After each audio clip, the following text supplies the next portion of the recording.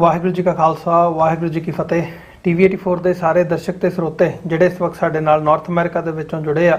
ਜਾਂ ਫਿਰ social media ਤੇ ਸਾਨੂੰ ਦੁਨੀਆ ਭਰ ਦੇ ਵਿੱਚ ਦੇਖ ਰਹੇ ਆ, ਮੈਂ ਅਮਰਵੀਰ ਸਿੰਘ ਅੱਜ TV 84 ਦੇ ਸੱਚੋ ਸੱਚ ਪ੍ਰੋਗਰਾਮ ਦੇ ਵਿੱਚ ਆਪ ਸਭ ਦਾ ਤਹਿ ਦਿਲੋਂ ਸਵਾਗਤ ਕਰਦਾ। ਵਿਊਅਰਸ, ਅੱਜ ਸਾਡੇ ਨਾਲ ਖਾਲਿਸਤਾਨ ਅਫੇਅਰ ਸੈਂਟਰ ਦੇ ਸੰਚਾਲਕ ਡਾਕਟਰ ਅਮਰਜੀਤ ਸਿੰਘ ਰੋਜ਼ਾਨਾ ਦੀ ਤਰ੍ਹਾਂ ਜੁੜੇ ਹੋਏ ਆ। ਉਹਨਾਂ ਨਾਲ ਮਿਲ ਕੇ ਅੱਜ ਦੇ ਸੱਚੋ ਸੱਚ ਪ੍ਰੋਗਰਾਮ ਦੀ ਸ਼ੁਰੂਆਤ ਕਰਦੇ ਹਾਂ। ਡਾਕਟਰ ਸਾਹਿਬ, ਸਵਾਗਤ ਹੈ ਜੀ। ਵਾਹਿਗੁਰੂ ਜੀ ਕਾ ਖਾਲਸਾ ਵਾਹਿਗੁਰੂ ਜੀ ਕੀ ਫਤਿਹ ਜੀ। ਹਾਂਜੀ ਅਮਰਵੀਰ ਸਿੰਘ ਜੀ, ਤੁਹਾਨੂੰ ਵੀ ਤੇ ਦੁਨੀਆ ਭਰ ਦੇ ਵਿੱਚ ਬੈਠੇ ਵਾਚ ਕਰ ਰਹੇ TV 84 ਦੇ ਵਿਊਅਰਸ ਨੂੰ ਵੀ ਵਾਹਿਗੁਰੂ ਜੀ ਕਾ ਖਾਲਸਾ ਵਾਹਿਗੁਰੂ ਜੀ ਕੀ ਫਤਿਹ। ਸਾਡੇ ਬਹੁਤ ਹੀ ਪਿਆਰੇ ਮੁਸਲਮਾਨ ਭੈਣਾਂ ਭਰਾਵਾਂ ਨੂੰ ਅਸਲਾਮ ਵਾਲੇਕਮ। ਗੰਗਾ ਜਮਨੀ ਤਹਿਜ਼ੀਬ ਦੇ ਹਿੰਦੂ ਤਵੀਆਂ ਨੂੰ ਨਮੋ ਨਮੇ ਜੀ। ਡਾਕਟਰ ਸਾਹਿਬ, ਅੱਜ ਅਸੀਂ 8 ਅਪ੍ਰੈਲ 2025 ਤੇ 25 ਚੇਤ ਨਾਨਕਸ਼ਾਹੀ ਸੰਮਤ 557 ਦੇ ਦਿਨ ਵਿਚਾਰ ਚਰਚਾ ਕਰਨ ਜਾ ਰਹੇ ਹਾਂ। ਸ਼ੁਰੂਆਤ ਕਰਦੇ ਹਾਂ ਅੱਜ ਦੀ ਸਪਾਂਸਰਸ਼ਿਪ ਤੋਂ। ਅੱਜ ਦਾ ਪ੍ਰੋਗਰਾਮ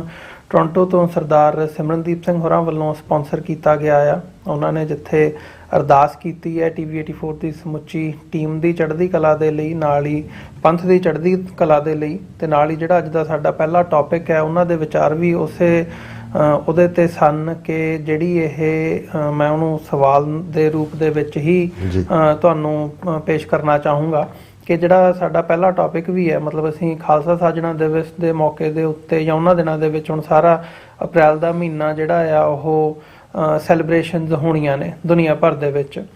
ਤੇ ਇਸ ਪਿਛਲੇ ਲੰਘੇ ਸਾਲ ਦੇ ਵਿੱਚ ਜੇ ਦੇਖਣਾ ਹੋਵੇ ਤਾਂ ਜਿਹੜੀ ਖਾਲਿਸਤਾਨ ਦੀ ਸਟਰਗਲ ਹੈਗੀ ਹੈ, ਸੋਵਰਨਿਟੀ ਦੀ ਗੱਲ ਹੈ, ਆਜ਼ਾਦੀ ਦੀ ਗੱਲ ਹੈ, ਉਹਨੂੰ ਬਹੁਤ ਹਾਈਲਾਈਟ ਜਿਹੜੀ ਹੈ ਮਿਲੀ ਹੈ ਦੁਨੀਆ ਭਰ ਦੇ ਵਿੱਚ। ਇੰਟਰਨੈਸ਼ਨਲ ਮੀਡੀਆ ਦੇਖ ਲਓ, ਇੰਟਰਨੈਸ਼ਨਲ ਪਲੇਟਫਾਰਮਸ ਦੇਖ ਲਓ, ਤੇ ਸਿੱਖਾਂ ਦੇ ਵਿੱਚ ਵੀ ਜਿਹੜੇ ਬੰਦੇ ਇੱਕ ਲਾਈਨ ਤੇ ਖੜ ਕੇ ਜਾਂ ਇੱਕ ਦਬਵੀਂ ਆਵਾਜ਼ ਦੇ ਵਿੱਚ ਗੱਲ ਕਰਦੇ ਸੀ ਉਹ ਇੱਧਰ ਆ ਗਏ ਆ, ਤੇ ਜਿਹੜੇ ਵਿਰੋਧ ਕਰਦੇ ਸੀ ਉਹ ਵਿਚਾਲੇ ਆ ਗਏ ਆ। ਮਤਲਬ ਇੱਕ ਸਿੱਖਾਂ ਦੇ ਵਿੱਚ ਵੀ ਇੱਕ ਸ਼ਿਫਟ ਦੇਖਣ ਨੂੰ ਮਿਲਿਆ ਜਿਸ ਕਿਸਮ ਦੀ ਮੋਦੀ ਸਰਕਾਰ ਦੀ ਨੀਤੀ ਰਹੀ ਹੈ 2014 ਤੋਂ ਬਾਅਦ ਦੀ। ਸੋ ਇਹ ਤੁਸੀਂ ਕਹਿ ਸਕਦੇ ਹੋ ਜਾਂ ਇਹਨੂੰ ਇਸ ਪੱਖੋਂ ਦੇਖਿਆ ਜਾ ਸਕਦਾ ਕਿ ਜਿਹੜਾ ਇਹ ਅਪ੍ਰੈਲ ਦਾ ਮਹੀਨਾ, ਇਸ ਮਹੀਨੇ ਦੇ ਵਿੱਚ ਵੀ ਜਿਹੜਾ ਫੋਕਸ ਹੈ ਉਹ ਖਾਲਸਾ ਸਾਜਣਾ ਦਿਵਸ ਦੇ ਨਾਲ ਨਾਲ ਖਾਲਿਸਤਾਨ ਦੀ ਸਟਰਗਲ ਦੇ ਉੱਤੇ ਹੈ ਕਿ ਸਿੱਖ ਕੀ ਐਕਟੀਵਿਟੀ ਕਰ ਰਹੇ ਆ, ਸਿੱਖ ਆਰਗੇਨਾਈਜੇਸ਼ਨਸ ਕਿਸ ਦਿਸ਼ਾ ਵੱਲ ਵੱਧ ਰਹੀਆਂ ਨੇ। ਉਹ ਭਾਵੇਂ ਕੈਲੀਫੋਰਨੀਆ ਦੇ ਵਿੱਚ ਦੁਬਾਰਾ ਟ੍ਰਾਂਸਨੈਸ਼ਨਲ ਰਿਪਰੈਸ਼ਨ ਬਿੱਲ ਦੀ ਗੱਲ ਹੋਵੇ ਜਾਂ ਅਸੀਂ ਓਵਰਆਲ ਦੇਖਦੇ ਹਾਂ। ਸੋ ਤੁਸੀਂ ਇਸ ਸਾਰੇ ਪਾਰਟ ਨੂੰ ਕਿਵੇਂ ਦੇਖ ਰਹੇ ਹੋ ਜਾਂ ਸਮਝ ਰਹੇ ਹੋ ਵੀ ਜਿਹੜੀ ਇਹ ਚੇਂਜ ਆਈ ਹੈ ਪਿਛਲੇ ਸਾਲ ਡੇਢ ਸਾਲ ਦੇ ਟਾਈਮ ਪੀਰੀਅਡ ਦੇ ਵਿੱਚ, ਜੇ ਅਸੀਂ ਖਾਸ ਤੌਰ ਤੇ ਦੇਖਣਾ ਹੋਵੇ, ਇਹਨੂੰ ਕਿਵੇਂ ਸਮਝ ਰਹੇ ਹੋ? ਦੇਖੋ, ਸਭ ਤੋਂ ਪਹਿਲਾਂ ਤਾਂ ਕਿਉਂਕਿ ਇਹ ਸਾਰਾ ਹੀ ਅਪ੍ਰੈਲ ਦਾ ਮਹੀਨਾ ਅਸਲ 'ਚ ਬੇਸ਼ੱਕ ਅਜੇ ਚੇਤ ਚੱਲ ਰਿਹਾ ਹੈ, ਲੇਕਿਨ ਖਾਲਸਾ ਸਾਜਨਾ ਦਿਵਸ ਦਾ ਸੰਬੰਧ ਪਹਿਲੀ ਵਿਸਾਖ ਨਾਲ ਹੈ। ਔਰ ਆਲਰੇਡੀ ਫਿਜ਼ਾ ਦੇ ਵਿੱਚ ਹੀ ਨਹੀਂ, ਗਰਾਊਂਡ ਦੇ ਉੱਤੇ ਵੀ ਜਦੋਂ ਅਸੀਂ ਹੋਲਾ ਮਹੱਲਾ ਅਨੰਦਪੁਰ ਸਾਹਿਬ ਦਾ ਦੇਖਦੇ ਹਾਂ, ਉਸ ਤੋਂ ਬਾਅਦ ਇੱਕ ਜਿਹੜਾ ਰਵਾਇਤੀ ਤੌਰ ਦੇ ਉੱਤੇ ਵੀ ਔਰ ਉਤਸ਼ਾਹ ਦੇ ਤੌਰ 'ਤੇ ਵੀ ਜਿੱਥੇ ਵੈਦਰ ਹਰ ਥਾਂ ਸਪਰਿੰਗ ਨੇ ਦਸਤਕ ਦਿੱਤੀ ਹੋਈ ਹੈ। ਹਾਲਾਂਕਿ ਨਿਊਯਾਰਕ ਦੇ ਵਿੱਚ ਟੈਂਪਰੇਚਰ ਫਿਰ ਵੀ ਲੋ ਹੈ, ਠੰਡ ਹੈ, ਅਜੇ ਓਵਰਕੋਟ ਦੀ ਲੋੜ ਵੀ ਪੈਂਦੀ ਹੈ ਜੀ। ਲੇਕਿਨ ਪੰਜਾਬ ਦੇ ਵਿੱਚ ਜਦੋਂ ਤੁਸੀਂ ਵੈਦਰ ਵਾਈਜ਼ ਦੇਖਦੇ ਹੋ ਤਾਂ ਇਸ ਵੇਲੇ ਫੁੱਲ ਬਲੂਮ ਹੈ, ਗਰਮੀ ਹੈ, ਸਕੂਲਾਂ ਦੇ ਟਾਈਮ ਵੀ ਚੇਂਜ ਹੋਏ ਨੇ। ਦੇਖੋ, ਮੇਰੇ ਸਾਹਮਣੇ ਜਦੋਂ ਵੀ ਮੈਂ ਇਸ ਵਿਸਾਖ ਜਾਂ ਵਿਸਾਖੀ ਜਾਂ ਜਿਸ ਨੂੰ ਸਰ ਕਪੂਰ ਸਿੰਘ ਹੋਰਾਂ ਨੇ ਇੱਕ ਆਪਣੇ ਕਿਤਾਬ 'ਚ ਬੈਸਾਖੀ ਆਫ ਗੁਰੂ ਗੋਬਿੰਦ ਸਿੰਘ ਕਿਹਾ ਸੀ, ਤੇ ਫਿਰ ਖਾਲਸੇ ਦੀ ਕੱਲੀ ਹੋਂਦ ਪ੍ਰਗਟ ਹੋਣਾ ਜਾਂ 3 ਸਦੀਆਂ ਦਾ ਇਤਿਹਾਸ ਹੀ ਨਹੀਂ, ਜਦੋਂ ਅਸੀਂ ਅੱਜ ਦੇ ਕੰਟੈਕਸਟ 'ਚ ਗੱਲ ਕਰਦੇ ਹਾਂ ਕੰਟੈਂਪਰੇਰੀ ਪੀਰੀਅਡ 'ਚ ਔਰ ਖਾਸ ਤੌਰ 'ਤੇ ਪਿਛਲੀਆਂ 4 ਦਹਾਈਆਂ 'ਚ 40 ਵਰ੍ਹਿਆਂ 'ਚ, ਤਾਂ ਫਿਰ ਅਸੀਂ ਉਹੀ ਗੋਲਡਨ ਇਤਿਹਾਸ, ਸੁਨਹਿਰੀ ਦੌਰ ਜਿਸ ਨੂੰ ਸਾਡੇ ਦੁਸ਼ਮਣ ਨੇ, ਜਿਵੇਂ ਬਾਬਾ ਬੰਦਾ ਸਿੰਘ ਬਹਾਦਰ ਦੌਰ ਨੂੰ ਜਾਂ ਸਿੱਖ ਪੀਰੀਅਡ ਨੂੰ, 18ਵੀਂ ਸਦੀ ਦੀ ਸਟਰਗਲਿੰਗ ਨੂੰ ਉਹਨਾਂ ਨੇ ਡਕੈਤੀਆਂ ਔਰ ਦੂਸਰੇ ਦੇ ਨਾਲ ਜੋੜ ਕੇ ਬਿਆਨਿਆ। ਦੁਸ਼ਮਣ ਦਾ ਜਿਹੜਾ ਨੈਰੇਟਿਵ ਤਾਂ ਇਹੀ ਸੀ, ਲੇਕਿਨ ਅੱਜ ਜਦੋਂ ਅਸੀਂ ਦੇਖਦੇ ਹਾਂ ਕਿ ਸਾਡੇ ਲਈ ਉਹ ਕਿੰਨਾ ਵੱਡਾ ਪਾਰਟ ਸੀ ਜਦੋਂ ਕਿ ਮੁੱਠੀ ਭਰ ਸਿੰਘਾਂ ਨੇ ਦਿੱਲੀ ਹਕੂਮਤ ਨੂੰ ਚੈਲੰਜ ਕੀਤਾ ਦਰਾ ਖੈਬਰ ਪਾਰ ਤੋਂ ਆਉਣ ਵਾਲੇ ਉਹ ਨਾਦਰ ਸ਼ਾਹ ਹੋਏ ਈਰਾਨ ਦਾ, ਪਰਸ਼ੀਆ ਦਾ, ਜਾਂ ਬਾਅਦ ਦੇ ਵਿੱਚ ਅਹਿਮਦ ਸ਼ਾਹ ਅਬਦਾਲੀ, ਜਾਂ ਉਸ ਦਾ ਲੜਕਾ ਤੈਮੂਰ, ਜਾਂ ਫਿਰ ਜਹਾਨ ਖਾਨ, ਉਸ ਦਾ ਪੋਤਾ ਸ਼ਾਹਜਮਾਨ, ਇਹ ਸਾਰੇ ਹੀ ਜਿਹੜੇ ਨੇ ਅੱਜ ਸਾਡੇ ਸਾਹਮਣੇ ਨੇ। ਹਾਲਾਂ ਉਦੋਂ ਜਦੋਂ ਤੁਸੀਂ ਜਿਹੜੇ ਸਰਕਾਰੀ ਅਕਾਊਂਟ ਨੇ ਜਾਂ ਸਰਕਾਰੀ ਨੈਰੇਟਿਵ ਹੈ, ਉਹ ਜੇ ਤੁਸੀਂ ਉਹਨੂੰ ਸਮਝ ਲਓ ਫਿਰ ਇਹ ਸਮਝ ਆ ਜਾਂਦਾ ਹੈ ਕਿ ਹਕੂਮਤਾਂ ਕਿਵੇਂ ਵਿਰੋਧ ਨੂੰ ਇੱਕ ਉਹਨਾਂ ਨੇ ਸਿੱਧੀ ਤਾਕਤ ਦੇ ਨਾਲ ਦਬਾਉਣ ਦੀ ਲਾਈਨ ਹੁੰਦੀ ਹੈ। ਦੂਸਰਾ, ਲੋਕਾਂ ਦੇ ਵਿੱਚ ਉਹਨਾਂ ਨੂੰ ਇੱਕ ਬਹੁਤ ਕਾਲੇ ਇਮੇਜ ਦੇ ਨਾਲ ਜਾਂ ਕਾਲੇ ਬ੍ਰਸ਼ ਦੇ ਨਾਲ ਪੇਂਟ ਕੀਤਾ ਜਾਂਦਾ ਹੈ। ਔਰ ਇਸੇ ਤੋਂ ਹੀ ਅਮਰੀਕਨਾਂ ਦੀ ਇੱਕ ਬੜੀ ਪਪੂਲਰ ਐਕਸਪ੍ਰੈਸ਼ਨ ਹੈ ਕਿ one men's freedom fighter is other men's terrorist ਜੀ। ਔਰ ਅਸੀਂ ਜਿਸ ਅਮਰੀਕਾ ਮੁਲਕ ਦੇ ਵਿੱਚ ਬੈਠੇ ਹਾਂ, ਜੇ ਤੁਸੀਂ ਜਦੋਂ 1776 ਦੇ ਵਿੱਚ 13 ਕਾਲੋਨੀਜ਼ ਨੇ ਇੱਥੇ ਡੈਕਲੇਰੇਸ਼ਨ ਆਫ ਇੰਡੀਪੈਂਡੈਂਸ ਐਲਾਨੀ ਥਾਮਸ ਜੈਫਰਸਨ ਦੀ ਲਿਖੀ ਹੋਈ, ਤੇ ਫੌਰਨ ਜਿਹੜਾ ਐਮਪਾਇਰ ਸੀ ਉਹ ਤਾਂ ਬ੍ਰਿਟਿਸ਼ ਦੇ ਹੀ ਥੱਲੇ ਸੀ ਅਮਰੀਕਾ, ਉਹਨਾਂ ਨੇ ਜਾਰਜ ਵਾਸ਼ਿੰਗਟਨ ਨੂੰ, ਥਾਮਸ ਜੈਫਰਸਨ ਨੂੰ, ਗੈਰੀ ਐਡਮਸ ਨੂੰ ਔਰ ਬਾਅਦ ਵਿੱਚ ਬੈਂਜਾਮਿਨ ਫਰੈਂਕਲਿਨ, ਇਹਨਾਂ ਸਾਰਿਆਂ ਨੂੰ ਦਹਿਸ਼ਤਗਰਦ ਐਲਾਨ ਦਿੱਤਾ ਸੀ ਜੀ। ਔਰ ਇਹੀ ਕਹਾਣੀ ਤੁਸੀਂ ਬਹੁਤ ਸਾਰੇ ਹੋਰ ਜਿਹੜੇ ਫਰੀडम ਫਾਈਟਰਸ ਨੇ ਉਹਨਾਂ ਦੇ ਹਵਾਲੇ ਨਾਲ ਵੀ ਦੇਖੋਗੇ। ਸੋ ਇਹ ਸਾਰੀਆਂ ਜਦੋਂ ਸਟਰਗਲ ਦੀ ਗੱਲ, ਹਾਲਾਂ ਖਾਲਸਾ ਸਾਜਨਾ ਦਿਵਸ ਦਾ ਜਿਹੜਾ ਰੂਹਾਨੀ ਪੱਖ ਹੈ ਜਾਂ ਉਸ ਦਾ ਰੈਵੋਲੂਸ਼ਨਰੀ ਪੱਖ ਹੈ, ਉਸ ਦਾ ਜ਼ਿਕਰ ਅਸੀਂ ਕਰਦੇ ਹਾਂ, ਪਰ ਕਿਉਂਕਿ ਤੁਸੀਂ ਬਿਗਨਿੰਗ ਦੇ ਵਿੱਚ ਹੀ ਡਾਇਰੈਕਟ ਇਸ ਨੂੰ ਖਾਲਿਸਤਾਨ ਦੀ ਸਟਰਗਲ ਲਈ ਇਹ ਵਰਾ ਕਿਵੇਂ ਇੱਕ ਗੇਮ ਚੇਂਜਰ ਹੋਇਆ, ਤੇ ਉਸ ਨੂੰ ਮੈਂ ਥੋੜਾ ਜਿਹਾ ਕਰੈਕਟ ਕਰਾਂਗਾ ਕਿ ਦੇਖੋ ਅੰਡਰ ਕਰੰਟ ਹੁੰਦਾ ਹੈ। ਕਈ ਵਾਰ ਕਿਸੇ ਚੀਜ਼ ਨੂੰ ਦਬਾ ਦਿੱਤਾ ਜਾਂਦਾ ਹੈ ਜੀ, ਇੱਕ ਨੈਰੇਟਿਵ ਜਿਹਨੂੰ ਡੋਮੀਨੇਟ ਧਿਰ ਬਿਰਤਾਂਤ ਜਿਹੜਾ ਦਿੰਦੀ ਆ ਉਹ ਵਿਕਦਾ ਵੀ ਹੈ, ਪਰ ਫਿਰ ਕੋਈ ਨਾ ਕੋਈ ਦਬੀ ਜਿਹੜੀ ਹੈ ਉਹ ਜਿਹੜੀ ਅੱਗ ਹੈ ਉਹ ਇੱਕਦਮ ਸ਼ੋਲਾ ਬਣਨ ਦੀ ਜਿਹੜੀ ਹੈ ਉਹ ਔਕਾਤ ਦੇ ਵਿੱਚ ਕਨਵਰਟ ਹੋ ਜਾਂਦੀ ਹੈ। ਔਰ ਮੇਰੇ ਮਨ 'ਚ ਕੁਦਰਤੀ ਇਹ ਖਿਆਲ ਆ ਰਿਹਾ ਸੀ ਕਿ ਵੀ ਪਾਕਿਸਤਾਨ ਦਾ ਥਾਟ ਬੇਸ਼ੱਕ ਇੱਕ ਜ਼ਮਾਨੇ ਦੇ ਵਿੱਚ ਜ਼ਿਲ੍ਹਾ ਹੁਸ਼ਿਆਰਪੁਰ ਦੇ ਇੱਕ ਗੁੱਜਰਾਂ ਦਾ ਮੁੰਡਾ ਜਿਹੜਾ ਰਹਿਮਤ ਅਲੀ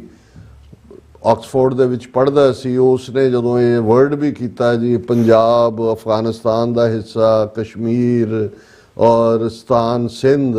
ਇਹ ਉਹਨੇ ਇਮੈਜਿਨ ਕੀਤਾ ਕਿ ਵੀ ਉਹਦੇ 'ਚ ਹੁਣ ਜਿਹੜਾ ਬਾਅਦ ਦੇ ਵਿੱਚ ਹੁਣ ਬੰਗਲਾਦੇਸ਼ ਬਣਿਆ ਜਾਂ ਮਸ਼ਰਕੀ ਬੰਗਾਲ ਸੀ, ਇਹ ਤਾਂ ਹੈ ਹੀ ਨਹੀਂ ਸੀ, 2000-3000 ਕਿਲੋਮੀਟਰ ਦੀ ਵਿੱਥ ਸੀ। ਲੇਕਿਨ ਉਹਨੇ ਇਹ ਦੇਖਿਆ ਕਿ ਵੀ ਅਲਟੀਮੇਟਲੀ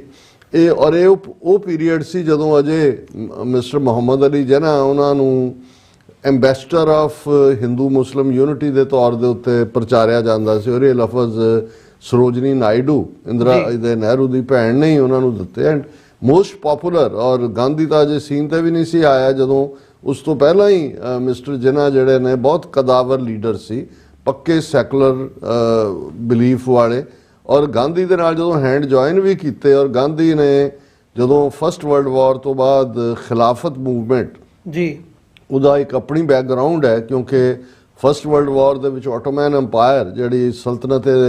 ਉਸਮਾਨੀਆ ਸੀ ਉਸ ਦਾ ਉਹ ਟੁੱਟੀ, ਔਰ ਜਿਹੜਾ ਮਿਡਲ ਈਸਟ ਸਾਰਾ ਜਿਹਦੇ 'ਚ ਅੱਜ 8-10 ਮੁਲਕ ਕੇ ਸਾਰੇ ਬਣੇ ਹੋਏ ਨੇ ਇਹ ਉਹਨਾਂ ਦਾ ਹੀ ਹਿੱਸਾ ਸੀ 800 ਸਾਲ ਆਟੋਮੈਨ ਅੰਪਾਇਰ ਦਾ। ਔਰ ਜਿਹੜਾ ਹੈੱਡ ਸੀ ਸਲਤਨਤ ਉਸਮਾਨੀਆ ਦਾ ਜਾਂ ਆਟੋਮੈਨ ਅੰਪਾਇਰ ਦਾ, ਉਹ ਆਪਣੇ ਆਪ ਨੂੰ ਖਲੀਫਾ ਵੀ ਕਹਿੰਦਾ ਸੀ, ਕਿਉਂਕਿ ਇਹ ਹਾਲਾਂਕਿ ਇਸਲਾਮ ਦੇ ਹਵਾਲੇ ਨਾਲ ਵੱਖਰੇ ਕਾਨਸੈਪਟ ਨੇ ਕਿ ਅਮੀਰ ਜਿਹੜਾ ਅਮੀਰੁਲ ਮੋਮਨੀਨ ਔਰ ਖਲੀਫਾ ਰਿਲੀਜੀਅਸ ਟ੍ਰੈਡੀਸ਼ਨ ਡਿਫਰੈਂਟ ਹੈ, ਲੇਕਿਨ ਇਹ ਇੱਕ ਬਾਦਸ਼ਾਹਾਂ 'ਚ ਆਪਣੀ ਲੈਜੀਟੀਮੇਸੀ ਸਾਬਤ ਕਰਨ ਦੇ ਲਈ ਕਿ ਇਸਲਾਮਿਕ ਜਗਤ ਦਾ ਮੈਂ ਹੈੱਡ ਹਾਂ, ਉਹਦੇ 'ਚੋਂ ਇਹ ਖਿਲਾਫਤ ਟਰਮ ਖਲੀਫੇ ਨਾਲ ਜੁੜੀ ਹੋਈ ਹੈ। ਸੋ ਜ਼ਾਹਿਰ ਹੈ ਜਦੋਂ ਆਟੋਮੈਨ ਅੰਪਾਇਰ ਦੀ ਗ੍ਰਿਪ ਟੁੱਟੀ ਔਰ ਉਸ ਸਾਰੇ ਦੇ ਵਿੱਚ ਜਿਹੜਾ ਖਲੀਫੇ ਦਾ ਸਟੇਟਸ ਵੀ ਖਤਮ ਹੋ ਗਿਆ, ਔਰ ਵਿਦਿਨ ਜਿਹੜਾ ਅੱਜ ਟਰਕੀ ਹੈ ਜਾਂ ਤੁਰਕੀਆ ਇਹਦਾ ਹੁਣ ਨਵਾਂ ਨਾਂ ਬਦਲਿਆ, ਉਹਨਾਂ ਦੇ ਵਿੱਚ ਜਿਹੜਾ ਉਹਨਾਂ ਦਾ ਅਤਾ ਤੁਰਕ ਜਿਹਨੂੰ ਗ੍ਰੇਟ ਤੁਰਕ ਕਿਹਾ ਗਿਆ, ਉਹਨੇ ਵੜਨ ਨਹੀਂ ਦਿੱਤਾ ਇਹਨਾਂ ਪਾਵਰਸ ਨੂੰ, ਔਰ ਉਹ ਲੜ ਰਿਹਾ ਸੀ, ਸਾਈਪਰਸ ਵੱਲ ਨਿਕਲਿਆ, ਔਰ ਅੱਜ ਵੀ ਅੱਧਾ ਸਾਈਪਰਸ ਜਿਹੜਾ ਉਹ ਟਰਕੀ ਦੇ ਕੋਲ ਹੈ ਔਰ ਅੱਧਾ ਜਿਹੜਾ ਉਹ ਦੂਸਰੇ ਪਾਸੇ ਉਸ ਦਾ ਇੰਪੈਕਟ ਹੈ ਜੀ। ਸੋ ਇਸ ਸਾਰੇ 'ਚ ਜਿਹੜੇ ਭਾਰਤ ਦੇ ਮੁਸਲਮਾਨ ਸੀ ਇਨ ਜਨਰਲ ਔਰ ਖਾਸ ਤੌਰ 'ਤੇ ਮਾਲਾਬਾਰ ਜਿਹੜਾ ਅੱਜ ਕੇਰਲਾ ਸਟੇਟ ਦੇ ਰੂਪ 'ਚ ਹੈ, ਉਹਦੇ 'ਚ ਇੱਕ ਤਹਿਰੀਕ ਉੱਠੀ ਖਿਲਾਫਤ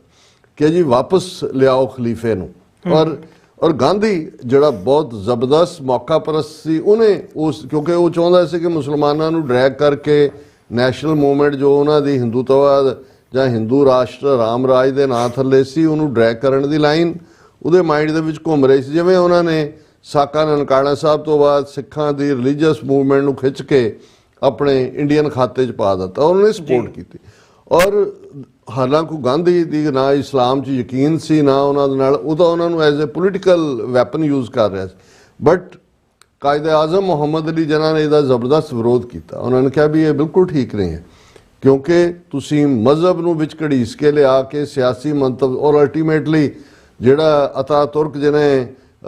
ਤੁਰਕੀ ਨੂੰ ਸੰਭਾਲਿਆ ਉਹਨੇ ਹੀ ਖਤਮ ਕਰਤਾ ਸਾਰਾ ਕੰਮ। ਔਰ ਜਿਹੜੇ ਰਿਲੀਜੀਅਸ ਸਾਰੇ ਇਸ ਕਿਸਮ ਦੀ ਖਿਲਾਫਤ ਵਾਲੇ ਮੁੱਲਾ ਸੀ, ਉਹ ਸਾਰਿਆਂ ਨੂੰ ਮੱਕਾ ਯਾਤਰਾ ਕਰਾਉਣ ਦੇ ਨਾਂ ਥੱਲੇ ਸਮੁੰਦਰ ਦੇ ਵਿੱਚ ਡੋਬ ਕੇ ਖਤਮ ਕਰਤਾ। ਔਰ ਉਹ ਉਹਨਾਂ ਦਾ ਇੱਕ ਆਪਣਾ ਇੱਕ ਡਿਫਰੈਂਟ ਕਿਸਮ ਦਾ ਨਿਜ਼ਾਮ ਜਿਹਨੂੰ ਸੈਕੂਲਰ ਕਿਹਾ ਗਿਆ, ਹਾਲਾਂ ਅਸੀਂ ਉਸ ਦੀ ਹਰ ਗੱਲ ਨਾਲ ਸਹਿਮਤ ਨਾ ਵੀ ਹੁੰਦੇ ਹੋਈਏ, ਪਰ ਉਹਨੇ ਇੱਕ ਪ੍ਰਾਈਡ ਦਿੱਤਾ। ਅਤਾ ਤੁਰਕ ਵੀ ਇੱਕ ਟਾਈਟਲ ਸੀ ਕਿ ਗ੍ਰੇਟ ਟਰਕ ਜਾਂ ਗ੍ਰੇਟ ਤੁਰਕ। ਪਰ ਮੈਂ ਇਹ ਕਹਿਣਾ ਚਾਹੁੰਦਾ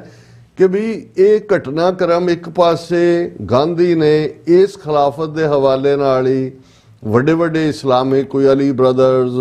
ਮੌਲਾਨਾ ਅਬੁਲ ਕਲਾਮ ਆਜ਼ਾਦ ਜਾਂ ਦੂਸਰੇ ਤੀਸਰੇ ਲੋਕ ਜਿਹੜੇ, ਔਰ ਖੈਬਰ ਪਖਤੂਨਖਵਾ ਦੇ ਖਾਨ ਅਬਦੁਲ ਗਫਾਰ ਖਾਨ ਜਾਂ ਦੂਜੇ ਜਿਹੜੇ ਸਾਰੇ ਵਡੇਰੇ, ਜਿਹਦੀ ਬਦੌਲਤ ਅੱਜ ਵੀ 20 ਕਰੋੜ ਮੁਸਲਮਾਨ ਭਾਰਤ ਦੇ ਨਕਸ਼ੇ ਦੀ ਕੈਦ 'ਚ ਫਸ ਗਿਆ ਜੀ। ਇਹ ਉਹ ਪੀਰੀਅਡ ਸੀ ਜਿਹਦੇ 'ਚ ਉਹਨਾਂ ਨੂੰ ਲੱਗਾ ਕਿ ਵੀ ਦੇਖੋ ਇਹ ਤਾਂ ਇੱਕ ਇਸ ਕਿਸਮ ਦਾ ਹੋ ਕੇ ਹੀ ਜਿਹੜਾ ਉਹ ਇੱਕ ਹਿੰਦੂ ਹੋਣ ਦੇ ਨਾਤੇ ਵੀ ਸਾਡੀ ਖਿਲਾਫਤ, ਸਾਡੇ ਖਲੀਫੇ ਨੂੰ ਸਪੋਰਟ ਕਰਦੇ। ਸੋ ਇਹਨਾਂ ਨੂੰ ਮੈਂ ਟਰਨਿੰਗ ਮੂਮੈਂਟਸ ਕਹਿੰਦਾ। ਜਿਵੇਂ ਸਾਕਾ ਨਨਕਾਣਾ ਸਾਹਿਬ ਤੋਂ ਬਾਅਦ ਗਾਂਧੀ ਆ ਗਿਆ, ਨਨਕਾਣਾ ਸਾਹਿਬ ਔਰ ਹਮਦਰਦੀ, ਔਰ ਉਹਨੇ ਸਿੱਖਾਂ ਨੂੰ ਕਿਹਾ ਜੀ, ਔਰ ਚਾਬੀਆਂ ਦਾ ਮੋਰਚਾ ਉਸ ਤੋਂ ਬਾਅਦ ਫਤਹ ਹੋਇਆ ਜਦੋਂ ਚਾਬੀਆਂ ਡਿਪਟੀ ਕਮਿਸ਼ਨਰ ਨੇ ਆ ਕੇ ਦਿੱਤੀਆਂ, ਸਿੱਖਾਂ ਨੂੰ ਕਿਹਾ ਜੀ ਤੁਸੀਂ ਪਹਿਲੀ ਜੰਗ ਆਜ਼ਾਦੀ ਦੀ ਜਿੱਤ ਲਈ ਹੈ, ਹੁਣ ਵੱਡਾ ਭਾਰਤ ਜਿਹੜਾ ਇਹਨੂੰ ਆਜ਼ਾਦ ਕਰਾਓ। ਔਰ ਉਹ ਜਿਹੜੇ ਆਪਣੇ ਹੱਕਾਂ ਲਈ ਖਲੋਣਾ ਸੀ ਸਿੱਖਾਂ ਨੇ, ਉਹ ਉਹਨਾਂ ਦੇ ਇੰਡੀਅਨ ਨੈਸ਼ਨਲਿਜ਼ਮ ਦੇ ਢਹਿ ਛੜ ਗਏ। ਲੇਕਿਨ ਹੁਣ ਜਿਨ੍ਹਾਂ ਕਦੋਂ ਵਾਪਸ ਪਰਤਦੇ ਨੇ, ਔਰ ਮੈਂ ਜਿਵੇਂ ਕਿਸੇ ਘਟਨਾ ਦਾ ਜ਼ਿਕਰ ਕਰਦਾ ਕਿ ਉਹ ਕਿਵੇਂ ਇੱਕ ਬਦਲਾਅ ਪੈਦਾ ਕਰਦੀ ਹੈ, ਇੰਨਾ ਕਿਨਾਂ ਦਾ ਹਿੰਦੂ ਤਵੀਆਂ ਦੇ ਹੌਸਲੇ ਵਧੇ ਹੋਏ ਸੀ ਕਿ ਇੱਕ ਸਵਾਮੀ ਸ਼ਰਧਾਨੰਦ ਨਾਂ ਦਾ ਆਰੀਆ ਸਮਾਜੀ, ਕਿਉਂਕਿ ਦਿਆਨੰਦ ਨੇ ਜਦੋਂ ਸਤਿਆਰਥ ਪ੍ਰਕਾਸ਼ ਲਿਖਿਆ ਤੇ ਉਹਨਾਂ ਨੇ ਨਬੀ ਮੁਹੰਮਦ, ਗੁਰੂ ਨਾਨਕ ਪਾਤਸ਼ਾਹ ਔਰ ਉਹਨਾਂ ਸਭ ਦੇ ਖਿਲਾਫ ਈਸਾਈਅਤ ਦੀ ਜਿਹੜਾ ਬਹੁਤ ਜਿਹੜੀ ਹੈ ਨੈਗੇਟਿਵ ਜ਼ਬਾਨ ਵਰਤ ਕੇ ਉਹਨੇ ਜਿਹੜਾ ਉਹ ਸਤਿਆਰਥ ਪ੍ਰਕਾਸ਼ ਲਿਖਿਆ। ਔਰ ਈਵਨ ਗਾਂਧੀ ਵਰਗਾ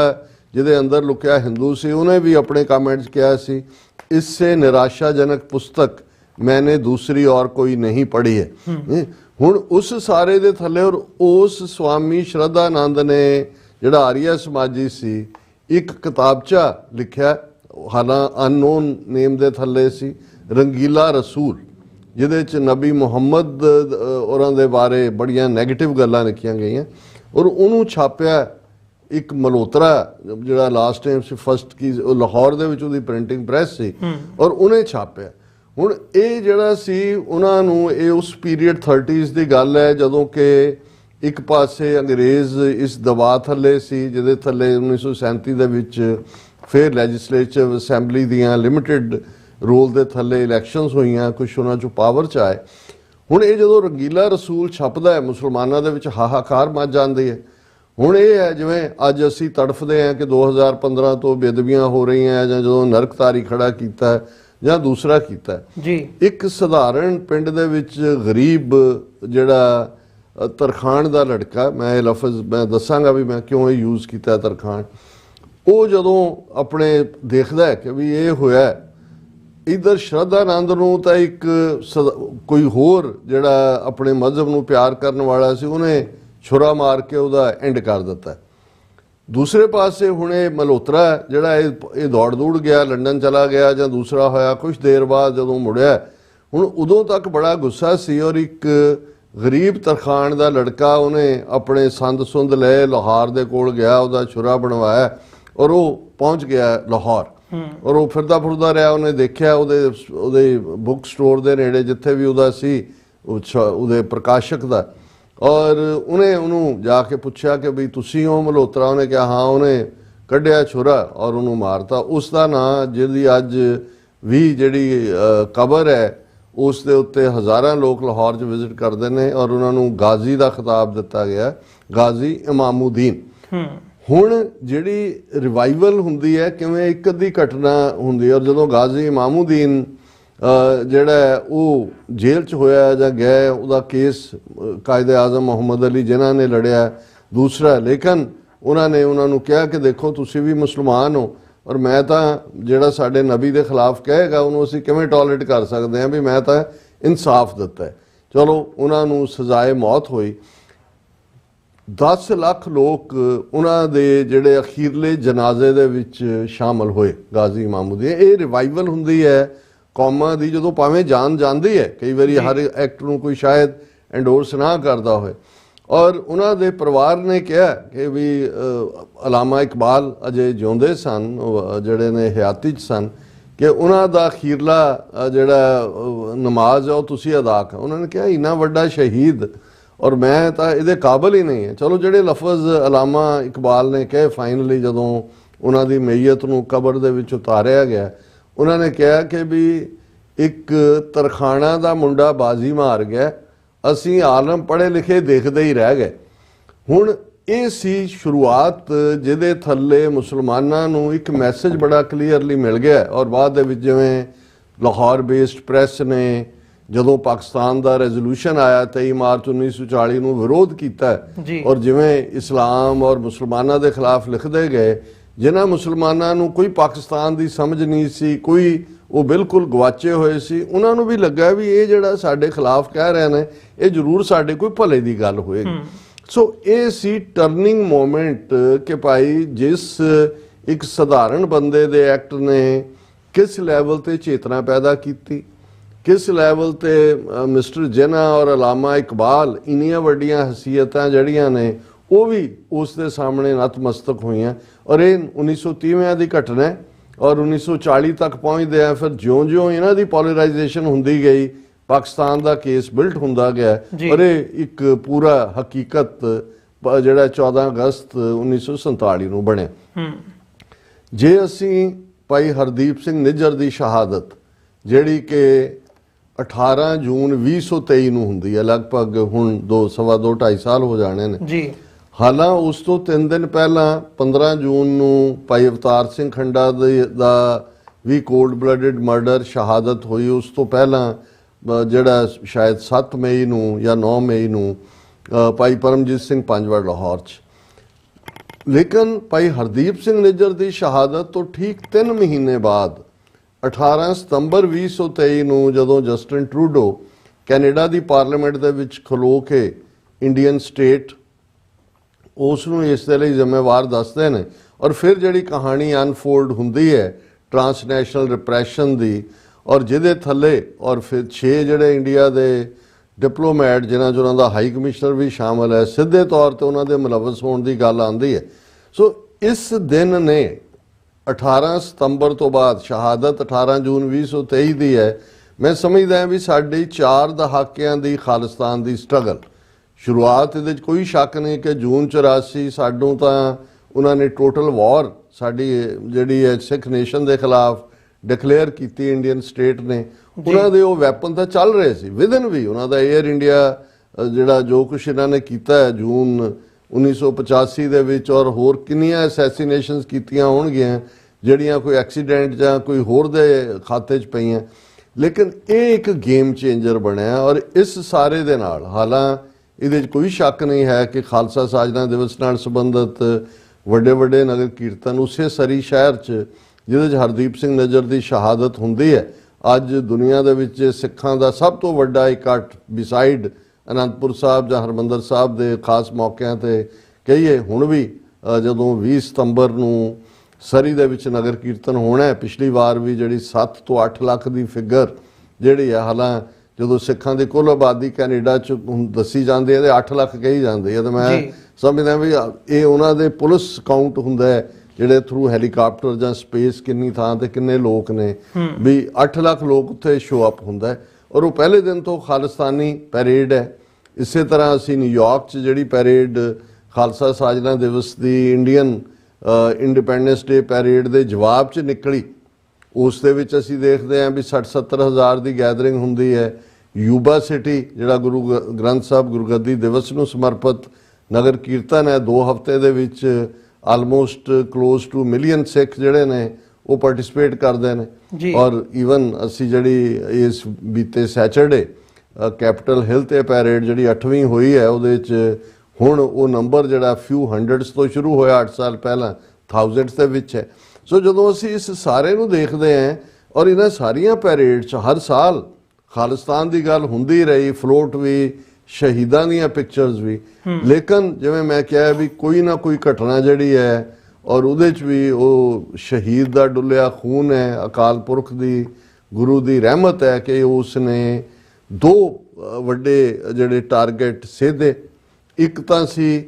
ਕਿ ਇੰਡੀਆ ਦਾ ਐਜ਼ ਏ ਰੋਗ ਸਟੇਟ ਕਿ ਵੀ ਇਹਨਾਂ ਨੇ ਟ੍ਰਾਂਸਨੈਸ਼ਨਲ ਰਿਪਰੈਸ਼ਨ ਕ੍ਰਾਈਮ ਕੀਤਾ ਆ ਕੇ ਉਹ ਐਕਸਪੋਜ਼ ਹੋਇਆ। ਔਰ ਉਹ ਉਸ ਤੋਂ ਇਮੀਡੀਏਟ ਬਾਅਦ ਜੂਨ ਦੇ ਵਿੱਚ ਹੀ ਜਦੋਂ ਕਿ ਗੁਰਪਤਵੰਤ ਸਿੰਘ ਪੰਨੂ ਮਰਡਰ ਪਲਾਟ ਜਿਹਦਾ ਹੁਣ ਕੇਸ 3 ਨਵੰਬਰ ਤੋਂ ਨਿਖਿਲ ਗੁਪਤਾ ਜਿਹਨੂੰ 1 ਸਾਲ ਬਾਅਦ ਐਕਸਟ੍ਰੈਡਾਈਟ ਕਰਕੇ ਲਿਆਏ ਨੇ, ਉਹਦੇ ਚੋਂ ਹੋਰ ਬਹੁਤ ਸਾਰੇ ਜਿਹੜੇ ਫੈਕਟ ਵੀ ਨਿਕਲਣਗੇ,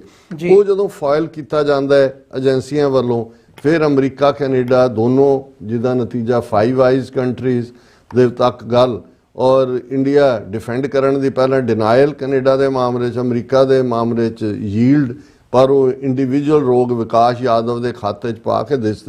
ਲੇਕਿਨ ਇਹ ਪਹਿਲਾ ਪਾਰਟ ਸੀ ਕਿ ਜਿਹੜਾ ਸੋ ਕਾਲਡ ਡੈਮੋਕ੍ਰੇਸੀ ਦੇ ਥੱਲੇ ਇਹਨਾਂ ਨੇ ਪੰਜਾਬ ਦੀ ਸਿੱਖ ਸਟਰਗਲ ਨੂੰ ਵੀ ਲਾ ਐਂਡ ਆਰਡਰ ਦੇ ਖਾਤੇ 'ਚ ਪਾ ਕੇ ਜਿਹੜਾ ਬਿਲਕੁਲ ਆਪਣੇ ਆਪ ਨੂੰ ਕਲੀਨ ਕੀਤਾ ਹੋਇਆ ਸੀ ਉਹ ਟੋਟਲੀ ਐਕਸਪੋਜ਼ ਹੋਏ। ਔਰ ਲਗਾਤਾਰਤਾ ਨਾਲ ਉਹ ਨਿਖਿਲ ਗੁਪਤਾ ਦਾ ਕੇਸ ਹੋਏ, ਅਦਰਵਾਈਜ਼ ਜੋ ਅਮਰੀਕਾ ਦਾ ਦੀ ਇਸ ਦੇ ਉੱਤੇ ਲਾਈਨ ਹੈ ਉਹ ਬਰਾਬਰ। ਸੈਕੰਡਲੀ ਕਿਉਂਕਿ ਅਸੀਂ ਵੀ ਸ਼ਾਇਦ ਸਾਡੇ ਕੋਲ ਸਾਧਨ ਨਹੀਂ ਨੇ ਜਾਂ ਕਿਤੇ ਐਬਿਲਿਟੀ ਦੀ ਵੀ ਕਮੀ ਰਹੀ, ਅਸੀਂ ਖਾਲਿਸਤਾਨ ਦੇ ਨੈਰੇਟਿਵ ਨੂੰ ਇੰਟਰਨੈਸ਼ਨਲ ਲੈਵਲ ਦੇ ਉੱਤੇ ਕਦੇ ਪ੍ਰੋਜੈਕਟ ਹੀ ਨਹੀਂ ਕਰ ਸਕੇ ਹੋਇਆ, ਜਾਂ ਉਹ ਸੁਣਿਆ ਨਹੀਂ ਸੀ ਜਾਂਦਾ, ਜਾਂ ਉਦੋਂ ਈਵਨ ਸੋਸ਼ਲ ਮੀਡੀਆ ਵੀ ਨਹੀਂ ਸੀ ਕਿ ਵੀ ਤੁਹਾਡੇ ਕੋਲ ਕੋਈ ਅਦਰਵਾਈਜ਼ ਟੂਲ ਹੁੰਦਾ। ਪਰ ਇਸ ਸਾਰੇ ਚੋਂ ਜਿਵੇਂ ਇੰਟਰਨੈਸ਼ਨਲ ਮੀਡੀਆ ਨੇ ਇਨ ਜਨਰਲ ਔਰ ਅਮਰੀਕਨ ਕੈਨੇਡੀਅਨ ਮੀਡੀਆ ਨੇ ਇਨ ਪਰਟੀਕੁਲਰ, ਜਿਨ੍ਹਾਂ ਦੇ ਵਿੱਚ ਬਿਗ ਨੇਮਸ, ਇਲੈਕਟ੍ਰੋਨਿਕ ਮੀਡੀਆ ਵੀ, ਡਿਜੀਟਲ ਮੀਡੀਆ ਵੀ, ਪ੍ਰਿੰਟ ਮੀਡੀਆ 'ਚ ਅਸੀਂ ਬਲੂਮਬਰਗ ਦੇਖਦੇ ਹਾਂ, ਫਾਈਨੈਂਸ਼ੀਅਲ ਟਾਈਮਸ ਦੇਖਦੇ ਜਿਨ੍ਹਾਂ ਨੇ ਪਹਿਲਾਂ ਸਟੋਰੀ ਬ੍ਰੇਕ ਕੀਤੀ, ਵਾਸ਼ਿੰਗਟਨ ਪੋਸਟ ਦੇਖਦੇ ਹਾਂ, ਨਿਊਯਾਰਕ ਟਾਈਮਸ ਦੇਖਦੇ ਹਾਂ, ਔਰ ਫਿਰ ਉਹਨਾਂ ਦਾ ਕਲੂ ਲੈ ਕੇ ਈਵਨ ਟੋਰਾਂਟੋ ਦੀਆਂ ਜਿਹੜੇ ਗਲੋਬ ਐਂਡ ਮੇਲ ਜਾਂ ਟੋਰਾਂਟੋ ਸਟਾਰ ਜਿਹੜਾ most of the time Indian state version ਨੂੰ ਹੀ ਪ੍ਰਮੋਟ ਕਰਦੇ ਸੀ, ਉਹਨਾਂ ਨੇ ਜਿਵੇਂ ਖਾਲਿਸਤਾਨ ਦੇ ਮੁੱਦੇ ਨੂੰ ਗੰਭੀਰਤਾ ਦੇ ਨਾਲ ਸਮਝਣ ਦੀ ਕੋਸ਼ਿਸ਼ ਕੀਤੀ, ਉਸ ਸਾਰੇ ਸਿਸਟਮ 'ਚ ਗੱਲ ਅੱਗੇ ਤੋਰੀ। ਔਰ ਇਸ ਦੇ ਨਤੀਜੇ ਵਜੋਂ ਅਮਰੀਕਾ ਦੀਆਂ ਥਿੰਕ ਟੈਂਕਸ ਔਰ ਉਹਨਾਂ ਦੀਆਂ decision making bodies, intelligence agencies, ਉਹ CIA ਹੋਏ, FBI ਹੋਏ, ਹੋਮਲੈਂਡ ਸਿਕਿਉਰਿਟੀ ਹੋਏ, ਜਸਟਿਸ ਡਿਪਾਰਟਮੈਂਟ ਹੋਏ, ਇਹਨਾਂ ਸਾਰਿਆਂ ਨੇ ਵੀ ਜਿਵੇਂ ਸਿੱਖਾਂ ਦੇ ਨਾਲ ਤਾਲਮੇਲ ਕਾਇਮ ਕਰਨ, ਉਹਨਾਂ ਦੀ ਸਿਕਿਉਰਿਟੀ ਔਰ ਖਾਲਿਸਤਾਨ ਇਸ਼ੂ ਨੂੰ ਜਿਸ ਲੈਵਲ ਦੇ ਉੱਤੇ ਕੀਤਾ, ਇੱਕਦਮ ਜਿਵੇਂ ਇੱਕ ਘਟਨਾਕ੍ਰਮ ਤੋਂ ਬਾਅਦ ਇੱਕ ਉਹ ਮੂਵਮੈਂਟ ਜਿਹਨੂੰ ਬਾਈਗੌਨ ਕਿਹਾ ਜਾਂਦਾ ਸੀ ਤੇ ਜਿਹੜੀ ਬੀਤੇ ਦੀ ਵੀ ਸੀ, ਉਹਦੀ ਸੁਨਹਿਰੀ ਹਿੱਸੇ ਨਾਲੋਂ ਜ਼ਿਆਦਾ ਉਹਨੂੰ ਦਹਿਸ਼ਤਗਰਦੀ ਦੇ ਖਾਤੇ 'ਚ ਪਾਇਆ ਜਾਂਦਾ ਸੀ, ਉਹ ਮੂਵਮੈਂਟ ਇੱਕ ਜ਼ਿੰਦਾ ਮੂਵਮੈਂਟ ਵਾਂਗ ਜਿਹੜੀ ਹੈ ਉਭਰੀ। ਔਰ ਮੈਂ ਸਮਝਦਾ ਵੀ ਖਾਲਿਸਤਾਨ ਰੈਫਰੈਂਡਮ ਮੂਵਮੈਂਟ ਜਿਹੜੀ ਲਗਭਗ ਉਸ ਤੋਂ ਪਹਿਲਾਂ 2.5 ਸਾਲ ਪਹਿਲਾਂ ਅੱਜ ਤੋਂ ਉਸ ਤੋਂ ਪਹਿਲਾਂ ਸ਼ੁਰੂ ਹੋ ਚੁੱਕੀ ਸੀ, ਔਰ ਹਰਦੀਪ ਸਿੰਘ ਨਿੱਜਰ ਕਨਵੀਨਰ ਸਨ। ਖਾਲਿਸਤਾਨ ਰੈਫਰੈਂਡਮ ਮੂਵਮੈਂਟ ਜਿਹੜੀ ਕੈਨੇਡਾ ਦੇ ਵਿੱਚ ਸੀ, ਆਲਰੇਡੀ ਟੋਰਾਂਟੋ ਦੇ ਵਿੱਚ ਹੋ ਚੁੱਕਾ ਸੀ, ਸਰੀ ਦੇ ਵਿੱਚ ਡਿਊ ਸੀ, ਔਰ ਇਹ ਜਿਹੜਾ ਉਹਨਾਂ ਦਾ ਦੇਖੋ ਇਹ ਟ੍ਰਾਂਸਨੈਸ਼ਨਲ ਜਾਂ ਅਕ੍ਰੋਸ ਨੇਸ਼ਨਸ, ਇਹੀ ਟ੍ਰਾਂਸ ਦਾ ਮਤਲਬ ਇਹ ਹੁੰਦਾ ਕਿ ਵੀ ਤੁਸੀਂ ਆਪਣੇ ਮੁਲਕ ਦੀ ਹੱਦ ਦੇ ਵਿੱਚ ਤਾਂ ਮਾਰ ਹੀ ਰਹੇ ਹੋ, ਤੁਸੀਂ ਬਾਹਰ ਜਾ ਕੇ ਮਾਰ ਰਹੇ ਹੋ। ਰੀਜ਼ਨ ਕਿ ਵੀ ਆਵਾਜ਼ ਐਲੀਮੀਨੇਟ ਕਰ ਦਿਓ ਤੇ ਜਿਨ੍ਹਾਂ ਦਾ ਬੰਦਾ ਮਾਰਿਆ ਉਹਨਾਂ 'ਚ ਤੁਸੀਂ ਫੀਅਰ ਪੈਦਾ ਕਰੋ। ਸੋ ਉਹਦੇ 'ਚ ਵੀ ਦੋਨੋਂ ਮਾਮਲਿਆਂ 'ਚ ਜਿਹੜੀ ਹੈ ਇੰਡੀਅਨ ਸਿਸਟਮ ਨੂੰ ਮੂੰਹ ਦੀ ਖਾਣੀ ਪਈ। ਭਾਈ ਹਰਦੀਪ ਸਿੰਘ ਨਿੱਜਰ ਦੀ ਸ਼ਹਾਦਤ ਤੋਂ ਬਾਅਦ ਉਸੇ ਸਰੀ ਦੇ ਵਿੱਚ 2 ਵਾਰ ਰੈਫਰੈਂਡਮ, ਲੱਖਾਂ ਲੋਕ ਨਿਕਲਦੇ ਨੇ,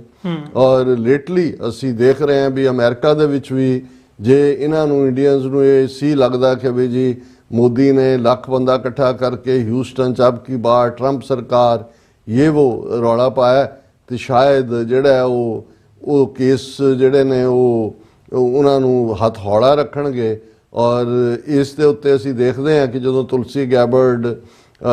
ਇੰਟੈਲੀਜੈਂਸ ਡਾਇਰੈਕਟਰ ਬਣਦੀ ਹੈ 18 ਏਜੰਸੀਆਂ ਦੇ ਇੰਚਾਰਜ, ਜਾਂ ਪਟੇਲ ਜਿਹੜਾ ਹੈ ਉਹ ਉਹਦਾ FBI ਦਾ ਬਣਦਾ ਹੈ, ਉਹਨੂੰ ਤੁਲਸੀ ਗੈਬਰਡ ਨੂੰ ਰਾਜਨਾਥ ਸਿੰਘ ਡਿਫੈਂਸ ਮਿਨਿਸਟਰ ਇਨ ਪਰਸਨ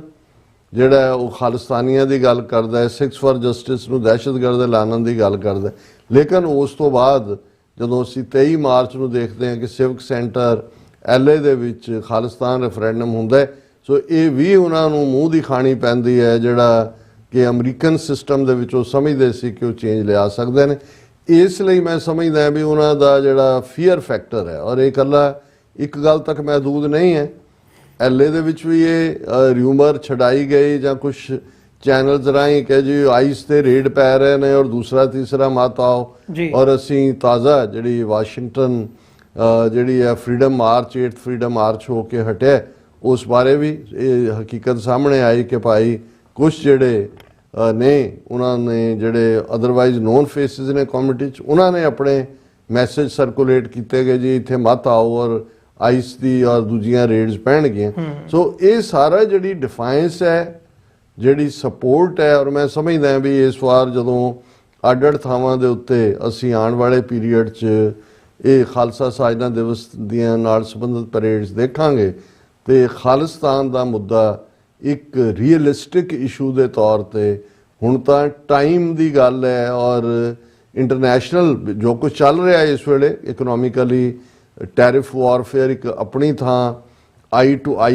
ਆਈਬਾਲ ਚੈਲੰਜਸ ਆਪਣੀ ਥਾਂ ਮੁਲਕਾਂ ਦੇ, ਵਾਰ ਆਫ ਨਰਵਸ ਆਪਣੀ ਥਾਂ। ਪਰ ਇੱਕ ਗੱਲ ਇਹ ਸਭ ਦਾ ਕਹਿਣਾ, ਇਹਦੇ 'ਚ ਕੋਈ ਸ਼ੱਕ ਨਹੀਂ ਹੈ ਕਿ ਫਾਈਨੈਂਸ਼ੀਅਲ ਵਰਲਡ ਉਹ ਨਹੀਂ ਰਹੇਗਾ ਜਿਹੜਾ 1990 ਤੋਂ ਜਿਹੜਾ ਪਿਛਲੇ ਇੱਕ ਹਫ਼ਤੇ ਪਹਿਲਾਂ ਤੱਕ ਸੀ, ਜਾਂ 20 ਜਨਵਰੀ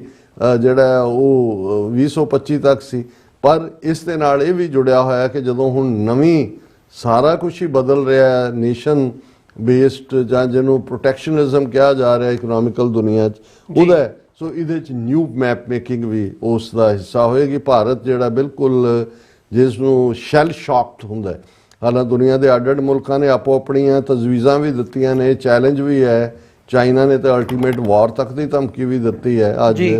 ਟਰੰਪ ਨੇ 105% ਟੈਰਿਫ ਐਡੀਸ਼ਨਲ 50% ਲਾ ਦਿੱਤੀ ਹੈ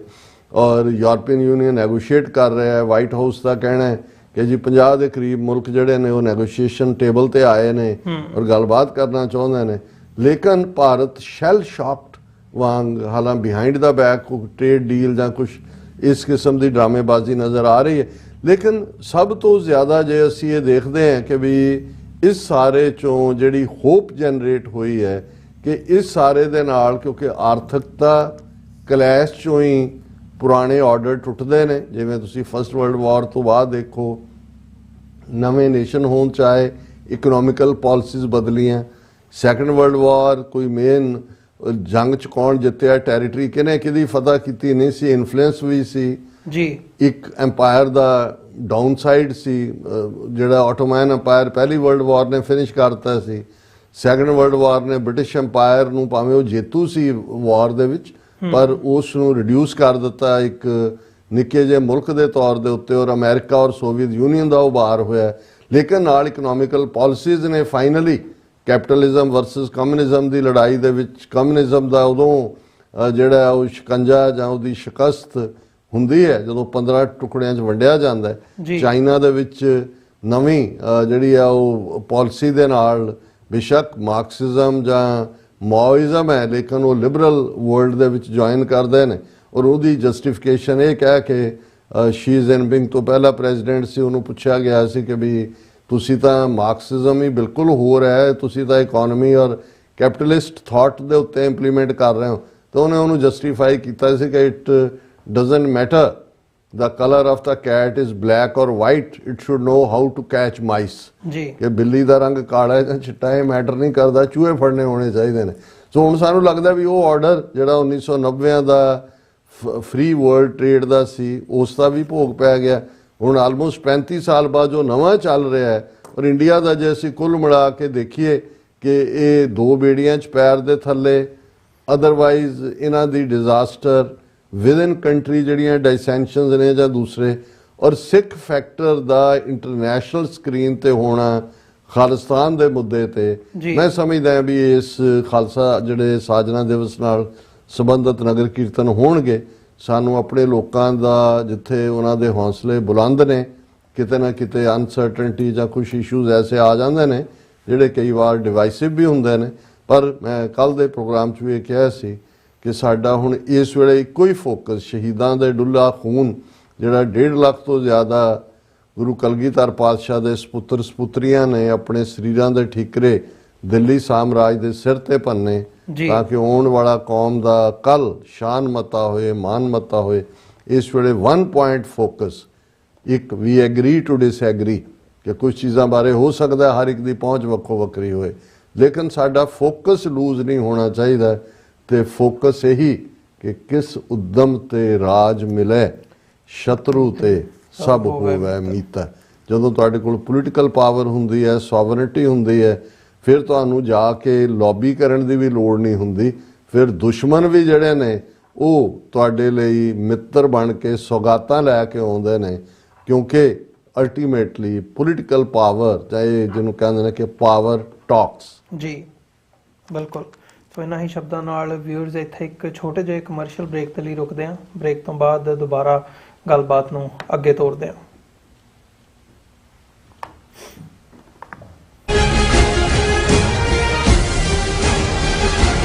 प्रगटे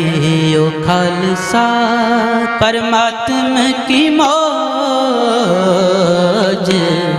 20 ਅਪ੍ਰੈਲ 2025 ਦਿਨ ਐਤਵਾਰ ਨੂੰ ਗੱਦਰੀ ਬਾਬਿਆਂ ਦੇ ਇਤਿਹਾਸਕ ਅਸਥਾਨ ਗੁਰੂ ਘਰ ਸਟਾਕਟਨ ਦੀਆਂ ਸਮੂਹ ਸਿੱਖ ਸੰਗਤਾਂ ਵੱਲੋਂ ਖਾਲਸੇ ਦਾ 326ਵਾਂ ਸਾਜਨਾ ਦਿਵਸ ਵਿਸਾਖੀ ਪੁਰਬ ਮਨਾਇਆ ਜਾਵੇਗਾ।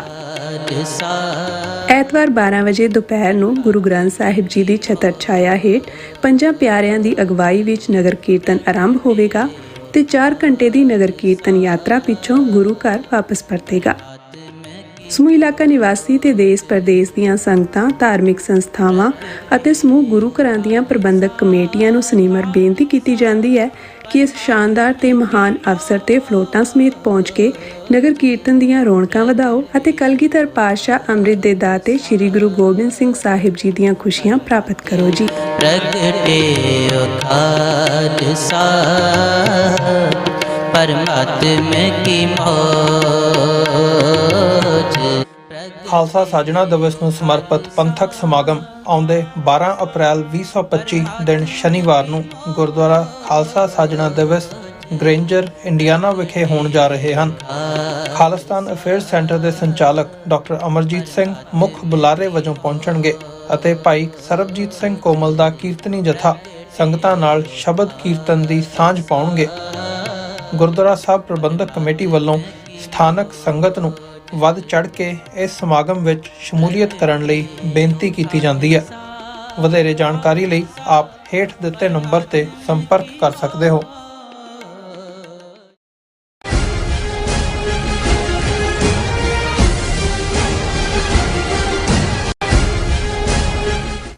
ਵਿਊਅਰਸ, ਬ੍ਰੇਕ ਤੋਂ ਬਾਅਦ ਤੁਹਾਡਾ ਸਾਰਿਆਂ ਦਾ ਸਵਾਗਤ ਹੈ। ਗੱਲਬਾਤ ਨੂੰ ਅੱਗੇ ਤੋਰਦੇ ਹਾਂ। ਡਾਕਟਰ ਸਾਹਿਬ, ਹੁਣ ਗੱਲ ਕਰੀਏ ਪੰਜਾਬ ਦੀ। ਪੰਜਾਬ ਦੇ ਵਿੱਚ ਇਸ ਵਕਤ ਜਿਸ ਕਿਸਮ ਦਾ ਮਾਹੌਲ ਬਣਿਆ ਹੋਇਆ, ਮਤਲਬ ਇਹ ਅਸੀਂ ਜਦੋਂ ਪਿਛਲੇ ਸਾਲਾਂ ਦੀਆਂ ਖਬਰਾਂ ਦੇਖਦੇ ਹਾਂ, ਸਟਰਗਲ ਦੇ ਹਵਾਲੇ ਨਾਲ ਅਸੀਂ ਗੱਲ ਕਰ ਰਹੇ ਹਾਂ, ਤਾਂ ਮਤਲਬ ਇਹ ਹਮੇਸ਼ਾ 15 ਅਗਸਤ ਜਾਂ 26 ਜਨਵਰੀ ਦੇ ਨੇੜੇ ਤੇੜੇ ਦੇਖਿਆ ਜਾਂਦਾ ਸੀ ਵੀ ਸਿਕਿਉਰਿਟੀ ਟਾਈਟ ਹੋ ਰਹੀ ਹੈ। ਕਿਤੇ ਨਾ ਕਿਤੇ ਸੂਤਰਾਂ ਦੇ ਹਵਾਲੇ ਨਾਲ ਖਬਰ ਲੱਗ ਗਈ ਵੀ ਜੀ ਬੰਬ ਬਲਾਸਟ ਹੋਣ ਵਾਲਾ ਹੈ ਜਾਂ ਕੁਛ ਇਸ ਕਿਸਮ ਦੀਆਂ ਖਬਰਾਂ, ਘਟਨਾਵਾਂ। ਫਿਰ ਉਹਨੂੰ ਟੈਰਰਿਜ਼ਮ ਤੇ ISI ਪਾਕਿਸਤਾਨ ਨਾਲ ਜੋੜ ਕੇ ਇੱਕ ਮਾਹੌਲ ਕ੍ਰੀਏਟ ਕੀਤਾ ਜਾਂਦਾ ਸੀ। ਪਰ ਪਿਛਲੇ ਸਾਲ ਦੇ ਵਿੱਚ ਜੇ ਦੇਖਣਾ ਹੋਵੇ ਤੇ ਇਹ ਘਟਨਾਵਾਂ ਜਾਂ ਇਸ ਕਿਸਮ ਦੀਆਂ ਖਬਰਾਂ ਜਿਹੜੀਆਂ ਨੇ ਉਹਨਾਂ ਦੀ ਭਰਮਾਰ ਦੇਖਣ ਨੂੰ ਮਿਲ ਰਹੀ ਹੈ। ਹੁਣ ਵੀ ਮਤਲਬ ਲੇਟੈਸਟ ਜਿਹੜੀ ਜਲੰਧਰ ਦੇ ਵਿੱਚ BJP ਆਗੂ ਮਨੋਰੰਜਨ ਕਾਲੀਆ ਦੇ ਘਰ ਦੇ ਉੱਤੇ ਗ੍ਰੇਨੇਡ ਸੁੱਟਣ ਦੀ ਘਟਨਾ ਹੈਗੀ ਹੈ, ਉਹਦੇ 'ਚ 2 ਬੰਦੇ ਗ੍ਰਿਫਤਾਰ ਹੋਏ ਨੇ। ਫਿਰ ਹੁਣ ਉਹਨਾਂ ਦਾ ਟੈਰਰਿਜ਼ਮ, ਫਿਰ ਸਿੱਖ ਆਰਗੇਨਾਈਜੇਸ਼ਨ ਨਾਲ ਲਿੰਕ, ਫਿਰ ਅੱਗੇ ਪਾਕਿਸਤਾਨ ਨਾਲ ਲਿੰਕ, ਉਹੀ ਸਾਰਾ ਘਟਨਾਕ੍ਰਮ ਪੈਟਰਨ ਜਾਂ ਉਹ ਜਿਵੇਂ ਇੱਕ ਸਕ੍ਰਿਪਟ ਪਹਿਲਾਂ ਹੀ ਰਟੀ ਰਟਾਈ ਹੁੰਦੀ ਹੈ ਉਸੇ ਹਿਸਾਬ ਦੇ ਨਾਲ ਚੱਲ ਰਹੀ ਹੈ। ਪਰ ਇਸ ਵਕਤ ਮਤਲਬ ਇਹ ਵੀ ਦੇਖਣ ਨੂੰ ਮਿਲ ਰਿਹਾ ਵੀ ਇਹ ਜਿਹੜੀ ਲਗਾਤਾਰਤਾ ਹੈਗੀ ਹੈ ਜਾਂ ਜਿਹੜੀ ਇਹਦੀ ਫਰੀਕੁਐਂਸੀ ਜ਼ਿਆਦਾ ਹੋਣਾ, ਇਹਦਾ ਕੀ ਮਤਲਬ ਹੈ, ਇਹਦਾ ਕੀ ਮਕਸਦ ਹੋ ਸਕਦਾ? ਕਿਉਂਕਿ ਨਾਲ ਹੀ ਖਬਰਾਂ ਜਿਹੜੀਆਂ ਨੇ ਉਹ 4-6 ਮਹੀਨੇ ਦੇ ਹਵਾਲੇ ਨਾਲ ਵੀ ਲੱਗ ਰਹੀਆਂ ਨੇ ਵੀ 6 ਮਹੀਨਿਆਂ ਦੇ ਵਿੱਚ ਇੰਨੇ ਅਟੈਕਸ ਹੋ ਗਏ ਆ ਤੇ ਇਹਨਾਂ ਦੇ ਲਿੰਕ ਜਿਹੜੇ ਨੇ ਉਹ ਬਾਹਰਲੀਆਂ ਆਰਗੇਨਾਈਜੇਸ਼ਨਸ, ਫਿਰ ਈਵਨ ਗੈਂਗਸਟਰਸ ਦੇ ਨਾਲ, ਜਿਨ੍ਹਾਂ ਨੂੰ ਹੁਣ ਜਦੋਂ ਅਸੀਂ ਇੱਥੇ ਅਮਰੀਕਾ ਕੈਨੇਡਾ ਦੇ ਵਿੱਚ ਫਿਰੌਤੀਆਂ ਤੇ ਉਹਨਾਂ ਹਵਾਲਿਆਂ ਨਾਲ ਦੇਖਦੇ ਹਾਂ ਵੀ ਇਹ ਭਾਰਤੀ ਏਜੰਸੀਆਂ ਦੇ ਭੇਜੇ ਹੋਏ ਗੈਂਗਸਟਰਸ ਹੈਗੇ ਨੇ, ਗੋਲਡੀ ਬਰਾੜ, ਬਿਸ਼ਨੋਈ ਗੈਂਗ, ਤੇ ਉਹਨਾਂ ਸਾਰਿਆਂ ਦੇ ਨਾਂ ਲੈ ਕੇ ਹੁਣ ਉਧਰਲੇ ਪਾਸੇ ਪੰਜਾਬ ਪੁਲਿਸ ਉਹਨਾਂ ਨੂੰ ਮਤਲਬ ਸਿੱਖ ਆਰਗੇਨਾਈਜੇਸ਼ਨ ਜਾਂ ISI ਦੇ ਨਾਲ ਕਨੈਕਟ ਕਰਕੇ ਦੇਖ ਰਹੀ ਹੈ। ਮਤਲਬ ਕਈ ਕਿਸਮ ਦਾ ਜਿਹੜਾ ਭੰਬਲ ਭੂਸਾ ਜਿਹਾ ਜਾਂ ਉਸ ਕਿਸਮ ਦਾ ਮਾਹੌਲ ਕੰਪਲੀਟਲੀ ਡੀਰੇਲ ਕਰਨ ਵਾਲਾ ਦੇਖਿਆ ਜਾ ਰਿਹਾ ਹੈ। ਸੋ ਇਸ ਦੇ ਵਿੱਚੋਂ ਤੁਸੀਂ ਕੀ ਸਮਝ ਰਹੇ ਹੋ ਜਿਹੜੀ ਇਹ ਜ਼ਿਆਦਾ ਵੱਡੀ ਤਾਦਾਦ ਦੇ ਵਿੱਚ ਇਹ ਖਬਰਾਂ ਲੱਗ ਰਹੀਆਂ ਨੇ ਤੇ ਇਸ ਕਿਸਮ ਦਾ ਜਿਹੜਾ ਇੱਕ ਡਰ ਵਾਲਾ ਮਾਹੌਲ ਕ੍ਰੀਏਟ ਕੀਤਾ ਜਾ ਰਿਹਾ? ਦੇਖੋ, ਵਾਪਸ ਕੈਨੇਡਾ ਵੱਲ ਮੁੜਦੇ ਹਾਂ। ਭਾਈ ਹਰਦੀਪ ਸਿੰਘ ਨਿੱਜਰ ਦੀ ਸ਼ਹਾਦਤ ਤੋਂ ਬਾਅਦ 2-3 ਲੈਵਲ ਦੇ ਉੱਤੇ ਅੱਡ-ਅੱਡ ਜਿਹੜੀਆਂ ਨੇ ਇਨਕੁਆਇਰੀਜ਼, ਇੱਕ ਤਾਂ ਕ੍ਰਿਮੀਨਲ ਕੇਸ, ਦੂਸਰੇ ਪਾਸੇ RCMP ਔਰ ਉਹਨਾਂ ਦੀ ਜਿਹੜੀ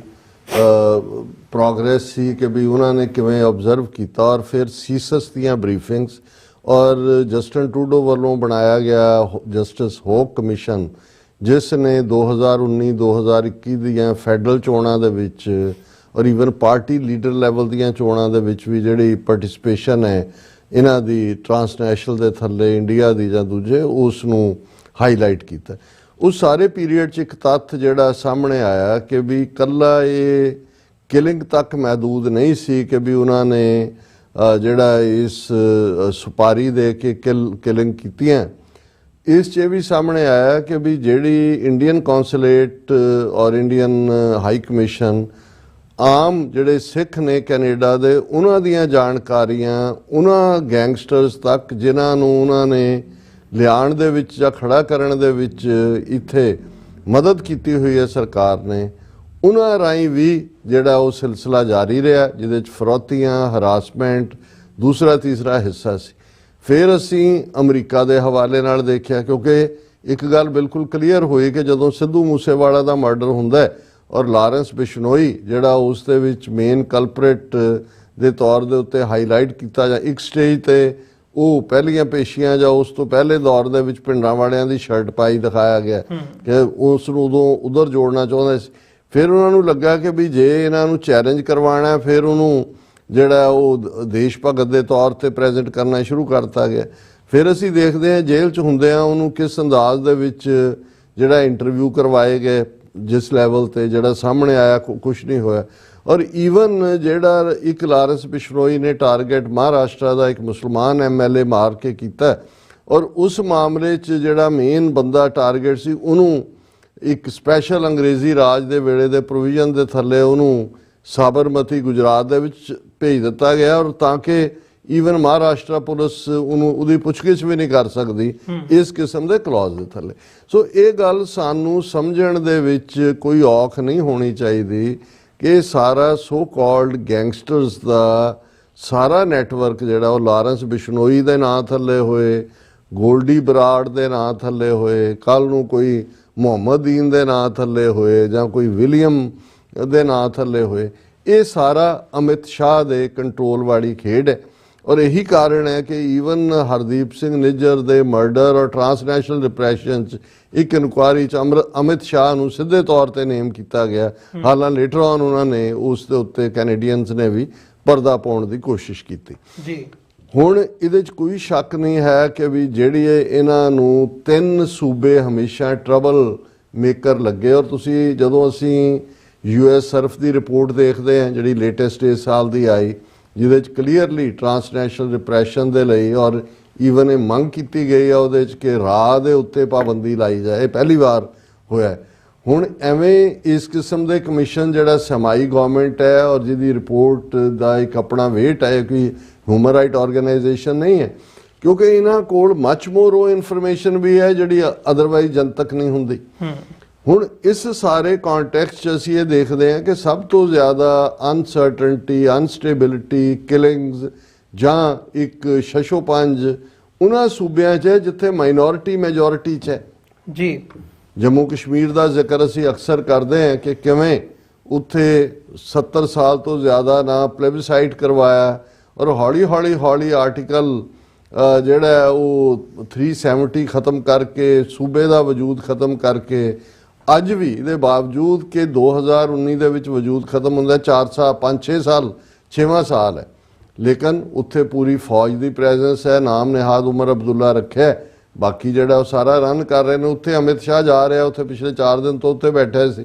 ਔਰ ਉਹ ਕਹਿ ਰਿਹਾ ਜੀ ਅਸੀਂ ਪਾਕਿਸਤਾਨ ਨਾਲ ਲੱਗਦੀ ਸਾਰੀ ਸਰਹੱਦ ਜਿਹੜੀ ਹੈ ਉਸ ਦੇ ਉੱਤੇ ਇਲੈਕਟ੍ਰੋਨਿਕ ਔਰ ਲੇਟੈਸਟ ਡਿਵਾਈਸਿਸ, ਤਾਂ ਕਿ ਜਦੋਂ ਕੋਈ ਇਨਫਿਲਟਰੇਟ ਕਰਦਾ ਪਤਾ ਤੁਸੀਂ ਕਰਕੇ 70 ਸਾਲ ਤੁਸੀਂ ਇਹੀ ਕੁਝ ਕਰ ਰਹੇ ਹੋ। ਲੇਕਿਨ ਇਹ ਫਰਦਰ ਜਸਟੀਫਿਕੇਸ਼ਨ ਤਾਂ ਕਿ ਸਟੇਟ ਦੀ ਟਰਮੋਇਲ ਦੇ ਜਾਂ ਪਾਕਿਸਤਾਨ ਨੂੰ ਦੋਸ਼ੀ ਦੱਸਣ ਦੀ ਗੱਲ ਜਾਰੀ ਰਹਿੰਦੇ ਆ, ਜੋ ਅੱਜ ਵੀ ਕਸ਼ਮੀਰੀਆਂ ਦੇ ਉੱਤੇ ਉਸ ਕਿਸਮ ਦਾ ਹੀ ਤਸ਼ੱਦਦ ਔਰ ਦੂਸਰਾ ਹੋ ਰਿਹਾ। ਹੁਣ ਅਸੀਂ ਪੰਜਾਬ ਵੱਲ ਮੁੜਦੇ ਹਾਂ ਔਰ ਖਾਸ ਤੌਰ ਤੇ ਭਗਵੰਤ ਮਾਨ ਦੀ ਹਕੂਮਤ ਤੋਂ ਪਹਿਲਾਂ ਵੀ, ਜੇ ਤੁਸੀਂ ਕੈਪਟਨ ਅਮਰਿੰਦਰ ਦੇ ਵੇਲੇ ਦੇਖੋ ਔਰ ਜੇ ਤੁਸੀਂ, ਕਿਉਂਕਿ ਲੋਕਾਂ ਨੂੰ ਬਹੁਤੀਆਂ ਚੀਜ਼ਾਂ ਨਾ ਯਾਦ ਹੁੰਦੀਆਂ ਨੇ ਨਾ ਉਹਨਾਂ ਦੀ ਦਿਲਚਸਪੀ ਹੁੰਦੀ ਹੈ, ਆਲਰੇਡੀ ਅੱਧੇ ਤੋਂ ਜ਼ਿਆਦਾ ਪੰਜਾਬ ਜਿਹੜਾ ਹੈ ਉਹ ਉਹਨਾਂ ਨੇ ਐਕਟ ਰਾਹੀਂ BSF ਦੇ ਦਾਇਰਾ ਕਾਰ ਚ ਲਿਆ ਹੋਇਆ। ਕਿਸੇ ਘਰ ਚੋਂ ਵੜ ਸਕਦੇ ਨੇ ਦੂਜਾ, ਔਰ ਇਹ ਕਹਿ ਕੇ ਕਿ ਜੀ ਦੇਖੋ ਇੱਥੇ ਪਾਕਿਸਤਾਨ ਦੇ ਡਰੋਨ ਆ ਗਏ, ਉਹਦੇ ਰਾਹੀਂ ਸੁੱਟਤੀਆਂ ਉਹਨਾਂ ਨੇ, ਡਰੱਗ ਸੁੱਟਤੀਆਂ, ਪਿਸਤੌਲਾਂ ਸੁੱਟਤੀਆਂ, ਕਦੇ ਗੁਰਦਾਸਪੁਰ 'ਚ, ਕਦੇ ਅੰਮ੍ਰਿਤਸਰ ਦੇ ਬਾਰਡਰ ਏਰੀਆ 'ਚ, ਕਦੇ ਦੂਜੇ। ਉਸ ਮਾਹੌਲ ਨੂੰ ਇਹਨਾਂ ਨੇ ਅਲਾਈਵ ਰੱਖਿਆ ਔਰ ਇਹ ਕਹਿ ਕੇ ਕਿ ਜੀ ਇਹ ਬਹੁਤ ਖਤਰਨਾਕ ਜਿਹੜੀ ਹੈ ਖੇਡ ਹੈ। ਹਾਲਾਂ ਪਾਕਿਸਤਾਨ ਦੇ ਨਾਲ ਲੱਗਦੀ ਜਿਹੜੀ ਪੰਜਾਬ ਦੀ ਸਰਹੱਦ ਹੈ, ਵਾਘਾ ਤੋਂ ਲੈ ਕੇ ਹੁਸੈਨੀਵਾਲਾ ਤੱਕ 500-600 ਕਿਲੋਮੀਟਰ ਜਿੰਨਾ ਵੀ ਹੈ, ਉਹਦੇ 'ਚ ਵਾਇਰ ਹੈ 1992 ਤੋਂ ਬਾਅਦ ਲੈ, ਉਹਦੇ 'ਚ ਕਰੰਟ ਛੱਡਿਆ ਹੁੰਦਾ ਹੈ। ਉਹਨਾਂ ਤੋਂ ਕਿੰਨੀ ਦੂਰ ਇਹਨਾਂ ਦੀਆਂ ਚੈੱਕ ਪੋਸਟਾਂ ਨੇ, ਏਰੀਅਲ ਸਰਵਿਸ ਜਿਹੜੀ ਹੈ ਸਰਵੇਲੈਂਸ ਹੁੰਦਾ ਹੈ ਔਰ ਉੱਥੋਂ ਕੋਈ ਪਰਿੰਦਾ ਕੋਈ ਚਰਿੰਦਾ ਜਿਹੜਾ ਉਹਨੇ ਕੀ ਕ੍ਰਾਸ ਕਰਨਾ ਹੈ। ਈਵਨ ਹਵਾਈ ਲੈਵਲ ਦੇ ਉੱਤੇ ਵੀ ਇਹ ਅਨਥਿੰਕੇਬਲ ਹੈ ਕਿ ਵੀ ਇਹਨਾਂ ਦੀ ਮਰਜ਼ੀ ਤੋਂ ਬਿਨਾਂ ਉੱਥੇ ਕੋਈ ਵੀ ਐਕਟੀਵਿਟੀ ਹੁੰਦੀ ਹੋਏ ਜੀ। ਔਰ ਫਿਰ ਜਿਹੜੇ ਬਾਰਡਰ ਏਰੀਆ ਦੇ ਲੋਕ ਜਿਨ੍ਹਾਂ ਦੀ ਕਿਸੇ ਦੀ ਸਰਹੱਦ ਦੇ ਦੂਜੇ ਪਾਸੇ ਵੀ ਉਹਨਾਂ ਦੇ ਪਾਸ ਨੇ, 3-3 ਵਾਰੀ ਉਹਨਾਂ ਦੀਆਂ ਤਲਾਸ਼ੀਆਂ ਲੈ ਕੇ ਆਣ ਦਿੱਤਾ ਜਾਂਦਾ, ਉਹਨਾਂ ਦਾ ਸਾਰਿਆਂ ਦਾ ਡਾਟਾ ਕਰ ਇਹਨਾਂ ਦੇ ਕੋਲ ਹੈ।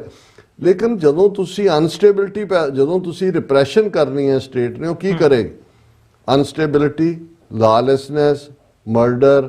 ਫਿਰੌਤੀਆਂ, ਇਹ ਸਾਰੇ ਪਾਰਟ ਕਿਤੇ ਨਾ ਕਿਤੇ। ਔਰ ਇਸ ਖੇਡ ਨੂੰ ਹੀ ਅਸੀਂ ਜੇ 1980-81 ਤੋਂ 1984 ਤੱਕ ਦਾ ਮਾਹੌਲ ਦੇਖੀਏ, ਜਦੋਂ ਫੁੱਲ ਸਕੇਲ ਅਟੈਕ ਹੁੰਦਾ, ਉਹਦੇ ਲਈ ਅੰਗਰੇਜ਼ੀ ਦਾ ਲਫ਼ਜ਼ ਹੈ ਦੇ ਕੰਟਰਾਈਵਡ ਏ ਸਿਚੁਏਸ਼ਨ। ਕੰਟਰਾਈਵ ਹੁੰਦਾ ਵੀ ਤੁਸੀਂ ਉਸ ਪੱਖੋਂ ਉਧਰ ਨੂੰ ਹੀ ਧੱਕ ਰਹੇ ਹੋ, ਇਹ ਦੱਸਣ ਦੇ ਲਈ ਕਿ ਲਾਅ ਐਂਡ ਆਰਡਰ ਦੇਖੋ ਜੀ, ਦਰਬਾਰ ਸਾਹਿਬ ਚੋਂ ਲੋਕ ਨਿਕਲਦੇ ਨੇ, ਕੁਝ ਕਰਕੇ ਚਲੇ ਜਾਂਦੇ ਨੇ, ਫਿਰ ਵਾਪਸ ਵੜ ਜਾਂਦੇ। ਉਹ ਦਰਬਾਰ ਸਾਹਿਬ ਦੇ ਬਾਹਰ ਵੀ ਤੁਹਾਡੇ ਪਹਿਰੇ, ਤੁਹਾਡੀ ਪਹੁੰਚ ਹਰ ਥਾਂ ਤੇ, ਕੌਣ ਕਿੱਥੋਂ ਆਉਂਦਾ ਔਰ ਕੋਈ FIR ਤੱਕ ਨਹੀਂ ਸੀ ਕੋਈ ਵੀ। ਸੋ ਮੈਨੂੰ ਇਹ ਲੱਗਦਾ ਹੈ ਕਿ ਵੀ ਇਹ ਮਾਹੌਲ ਜੋ ਭਗਵੰਤ ਮਾਨ ਬਿਲਕੁਲ ਜਿਹਨੇ ਸਰੈਂਡਰ ਕੀਤਾ ਹੋਇਆ, ਇਹਨਾਂ ਨੇ ਪਹਿਲਾਂ ਤਾਂ ਬੜੇ ਇਸ ਇੰਟਰਨੈਸ਼ਨਲ ਟੈਰਰਿਜ਼ਮ ਦੀ ਬੋਗੀ ਖੜੀ ਕਰਕੇ ਜਿਹੜਾ law and order state the subject ਹੈ ਉਹਦੇ 'ਚ ਇੰਕਲੂਡ ਕੀਤਾ ਪਾਵਰਸ। ਜਿਹੜਾ ਇਹਨਾਂ ਨੇ NSA ਜਿਹੜੀ ਲਾਣ ਦੀ, ਇੱਕ ਪਾਸੇ ਨੈਸ਼ਨਲ ਸਿਕਿਉਰਿਟੀ ਐਕਟ ਦੇ ਥੱਲੇ ਜਿਹਨੂੰ ਮਰਜ਼ੀ ਚੁੱਕ ਕੇ ਅੰਦਰ ਦੇਣਾ, ਜਿਵੇਂ ਭਾਈ ਅੰਮ੍ਰਿਤਪਾਲ ਸਿੰਘ 2200 ਕਿਲੋਮੀਟਰ ਦੂਰ ਬਿਠਾਏ ਹੋਏ ਨੇ ਜੀ। ਦੂਸਰੇ ਪਾਸੇ ਇਹ ਜਿਹੜੀ ਨੈਸ਼ਨਲ ਸਿਕਿਉਰਿਟੀ ਏਜੰਸੀ ਇਹਨਾਂ ਨੇ ਬਣਾਈ,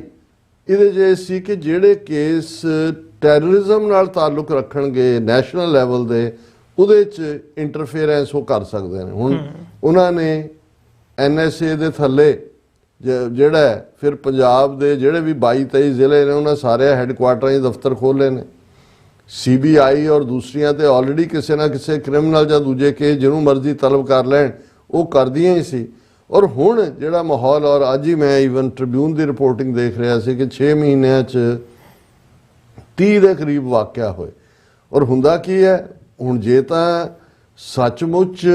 ਕੋਈ ਇਨਵੋਲਵ ਹੋਏ ਕਰਨ ਦੇ ਲਈ, ਫਿਰ ਇਹ ਕਿਵੇਂ ਹੋ ਸਕਦਾ ਕਿ ਵੀ ਇੰਨੇ ਵਾਕਿਆ ਜਿਹੜੇ ਹੁੰਦੇ ਨੇ ਔਰ ਉਹਦੇ 'ਚ ਕੋਈ ਨੌਜਵਾਨ ਜਿਹੜਾ ਹੈ ਉਹ ਕਾਮਯਾਬ ਨਾ ਹੋਇਆ ਹੋਏ ਨੁਕਸਾਨ ਕਰਨ 'ਚ। ਜਦੋਂ ਉਹ ਵੀ ਕਰ ਦੇਣਗੇ, ਜਦੋਂ ਫਾਈਨਲੀ ਇਹਨਾਂ ਨੇ ਟੋਟਲ ਟੇਕ ਓਵਰ ਕਰਕੇ ਕਿਲਿੰਗ ਸਪਰੀ ਸ਼ੁਰੂ ਕਰਨੀ ਹੈ, ਉਦੋਂ ਉਹੀ ਕਰਨਗੇ। ਫਿਰ ਹੁਣ ਅਜੇ ਮਾਹੌਲ ਕ੍ਰੀਏਟ, ਕੰਟਰਾਈਵ ਕੀਤੀ ਜਾ ਰਹੀ ਹੈ ਸਿਚੁਏਸ਼ਨ। ਦੇਖੋ ਜੀ, ਡਰੱਗਸ ਆ ਰਹੀਆਂ। ਹੁਣ ਉਹ ਜਿਹੜਾ ਗਵਰਨਰ ਹੈ ਪੰਜਾਬ ਦਾ, ਉਹ ਸਕੂਲਾਂ ਦੇ ਨਿਆਣਿਆਂ ਨੂੰ ਲੈ ਕੇ ਬਾਰਡਰ ਏਰੀਏ ਤੋਂ ਮਾਰਚ ਕਰ ਰਿਹਾ, ਸਹੁੰ ਖਾਓ ਅਸੀਂ ਡਰੱਗ ਨਹੀਂ ਵਰਤਾਂਗੇ, ਅਸੀਂ ਸਹੁੰ ਖਾਓ ਅਸੀਂ ਫਲਾਣਾ ਨਹੀਂ। ਇਹੀ ਡਰਾਮਾ ਕੇਜਰੀਵਾਲ ਲਾਲਾ ਕਰ ਰਿਹਾ ਆ ਕੇ ਕਿ ਜੀ ਅਸੀਂ ਇਹ ਕਰ। ਜੇ ਤੁਸੀਂ ਸੋ ਕਾਲਡ ਜਿਹਨੂੰ ਤੁਸੀਂ ਟੈਰਰਿਜ਼ਮ ਕਹਿੰਦੇ ਸੀ, ਸਾਡੇ ਲਈ ਫਰੀडम ਸਟਰਗਲ ਸੀ, ਉਹਨੂੰ ਐਲੀਮੀਨੇਟ ਕਰਨ ਦਾ ਜਦੋਂ ਤੁਹਾਨੂੰ ਬਲੈਂਕ ਚੈੱਕ ਤੁਸੀਂ KP ਗਿੱਲ ਔਰ ਬੁੱਚੜ ਬੇਅੰਤੇ ਨੂੰ ਦਿੱਤਾ, ਉਹਨਾਂ ਨੇ ਸਾਲ ਦੇ ਵਿੱਚ ਜਿਹੜਾ ਉਹ ਸਾਰਾ ਜਿਹੜਾ ਉਹ ਖਤਮ ਕਰ ਦਿੱਤਾ। ਡਰੱਗਸ ਕੌਣ ਲਿਆ ਰਿਹਾ ਹੈ, ਕਿੱਥੋਂ ਨੇ? ਸਕੂਲ ਦੇ ਨਿਆਣੇ ਪ੍ਰਣ ਲੈਣਗੇ ਤਾਂ ਡਰੱਗਸ ਖਤਮ ਹੋਣਗੇ, ਕਿਉਂਕਿ ਡਰੱਗ ਵਾਰਫੇਅਰ ਵੀ ਉਸੇ ਦਾ ਹਿੱਸਾ ਹੈ। ਦਹਿਸ਼ਤਗਰਦੀ ਦੇ ਥੱਲੇ, ਉਸ ਦੇ ਪਰਛਾਵੇਂ ਥੱਲੇ ਸਿੱਖਾਂ ਨੂੰ, ਸਟੇਟ ਨੂੰ ਰੱਖਣਾ, ਉਹ ਵੀ ਉਸ ਸਿਚੁਏਸ਼ਨ ਨੂੰ ਕੰਟਰਾਈਵ ਕਰਨ ਦਾ ਹਿੱਸਾ ਹੈ। ਜਿਹੜੀ ਪੀਸਫੁਲ ਢੰਗ ਦੇ ਨਾਲ ਆਪਣੀ ਆਜ਼ਾਦੀ ਦੀ ਗੱਲ ਕਰਨ ਦੀ ਗੱਲ ਹੈ, ਉਸ ਨੂੰ ਵੀ ਦਹਿਸ਼ਤਗਰਦੀ ਨਾਲ ਜੋੜਨਾ, ਇਹ ਵੀ ਉਸ ਨੂੰ ਕੰਟਰਾਈਵ ਕਰਨ ਦਾ ਹਿੱਸਾ ਹੈ। ਔਰ ਕਮਿਊਨਿਟੀਜ਼ ਦੇ ਵਿੱਚ ਆਪਸ ਦੇ ਵਿੱਚ ਬਿਟਰਨੈਸ, ਹੁਣ ਜਿਹੜਾ ਲੇਟਲੀ ਇਹ ਚੱਲ ਰਿਹਾ ਹੈ, ਹੁਣ ਇਹ ਜਿਹੜਾ ਮਨਮੋਹਨ ਕਾਲੀਏ ਦਾ ਮੁੰਡਾ ਹੈ, ਮਨੋਰੰਜਨ ਕਾਲੀਆ, ਮਨਮੋਹਨ ਕਾਲੀਆ ਬੜਾ ਖਤਰਨਾਕ ਹਿੰਦੂਤਵੀ ਲੀਡਰ ਹੁੰਦਾ ਸੀ। ਇਹ ਮਨੋਰੰਜਨ ਕਾਲੀਆ ਮੇਰੇ ਖਿਆਲ ਸੁਖਬੀਰ ਬਾਦਲ ਦੀ ਕੈਬਨਿਟ 'ਚ ਜਦੋਂ ਇਹ BJP ਦੇ ਨਾਲ ਇਹਨਾਂ ਦਾ ਅਲਾਇੰਸ ਸੀ, ਮਿਨਿਸਟਰ ਵੀ ਸੀ। ਉਹਦੇ ਘਰ ਤੇ ਜੀ ਗ੍ਰਨੇਡ ਅਟੈਕ ਹੁਣ ਉਹ ਆਇਆ ਜੀ। ਪਹਿਲੇ ਜਿਹੜੇ 2 ਨਾਂ ਆਏ ਉਹ ਹਿੰਦੂ ਨੇਮ ਸੀ, ਭਾਰਗੋ ਕੈਂਪ ਦੇ ਰਹਿ। ਮੈਂ ਜਲੰਧਰ ਦੇ ਮੈਪ ਤੋਂ ਵਾਕਿਫ ਹੈ ਕਿ ਵੀ, ਔਰ ਤੁਸੀਂ ਦੂਸਰੇ ਪਾਸਿਓ ਦੇਖੋ ਤੇ ਉਹਨਾਂ ਦੇ ਨਾਂ ਨਾਲ ਮੁਸਲਿਮ ਨਾਮਾਂ ਵਾਲੇ ਆ ਗਏ ਕਿ ਜੀ ਫਲਾਣਾ ਸ਼ਮਸ਼ਾਦ ਤੇ ਫਲਾਣਾ ਅਜ਼ਹਰ ਤੇ ਫਲਾਣਾ ਜਿਹੜਾ ਉਹ ਪੱਟੀ ਤੇ ਫਲਾਣਾ ਇਹ। ਹੁਣ ਇਹ ਕਿਵੇਂ ਸਾਰਾ ਚੇਂਜ ਹੋਇਆ? ਕਿਉਂਕਿ ਇਸ ਵੇਲੇ ਇੱਕ ਪ੍ਰੈਕਟਿਸ ਜਿਹੜੀ ISI ਨੂੰ ਹਰ ਚੀਜ਼ ਨਾਲ ਡਰੈਗ ਕਰਨ ਦੀ ਹੈ।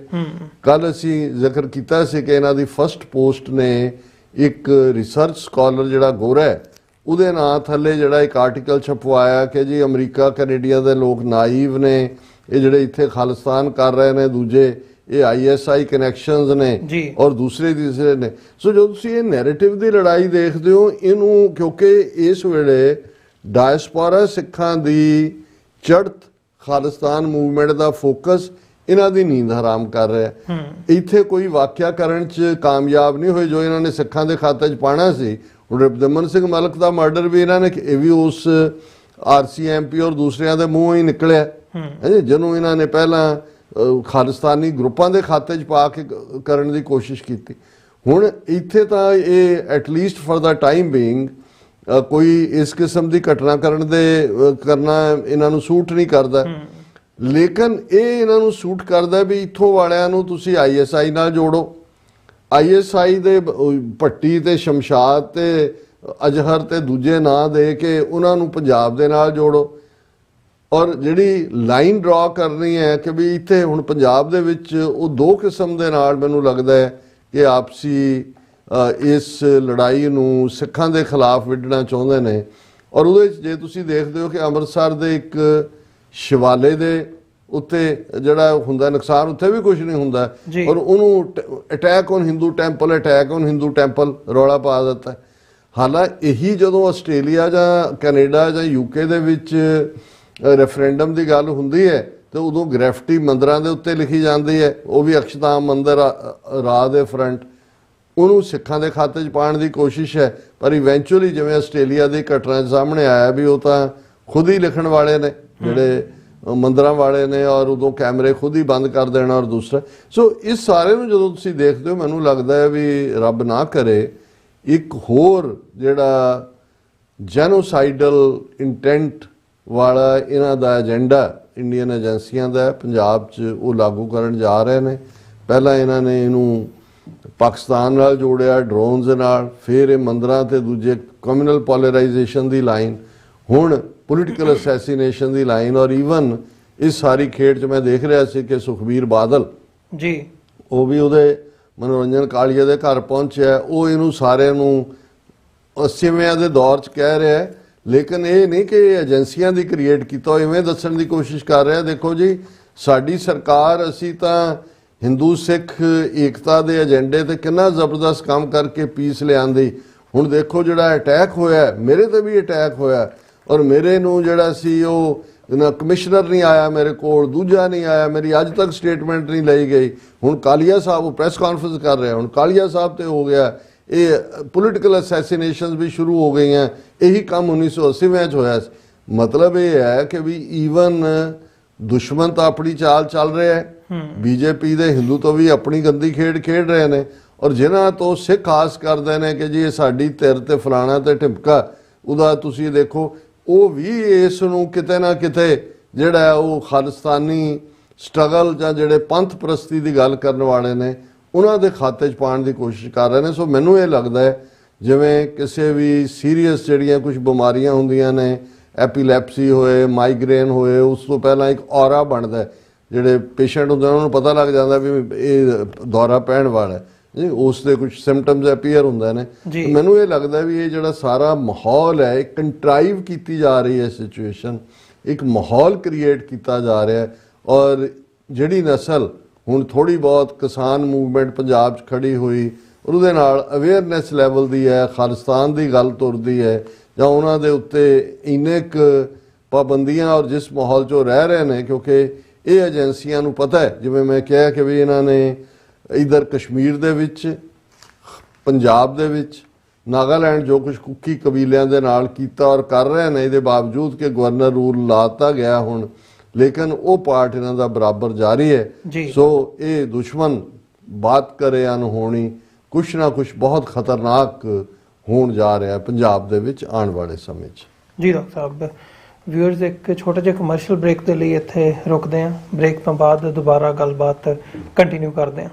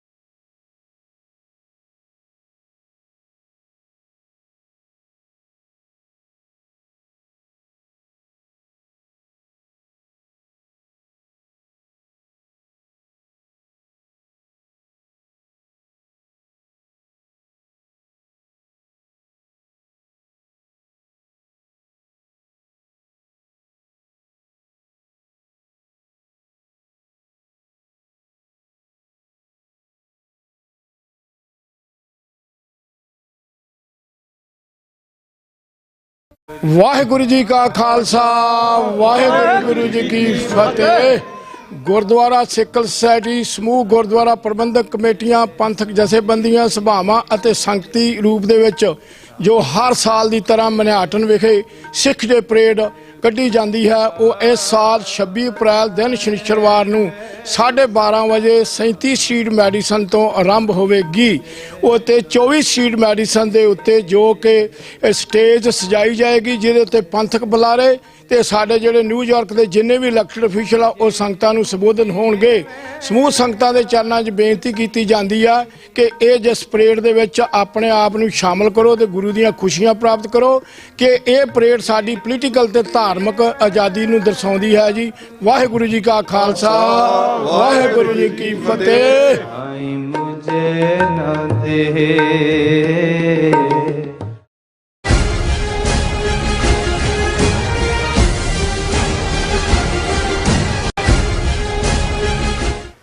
ਵਿਊਅਰਸ, ਬ੍ਰੇਕ ਤੋਂ ਬਾਅਦ ਤੁਹਾਡਾ ਸਾਰਿਆਂ ਦਾ ਸਵਾਗਤ ਹੈ। ਗੱਲਬਾਤ ਅੱਗੇ ਤੋਰਦੇ ਹਾਂ। ਡਾਕਟਰ ਸਾਹਿਬ, ਹੁਣ ਗੱਲ ਕਰੀਏ ਜਿੱਥੇ ਅਸੀਂ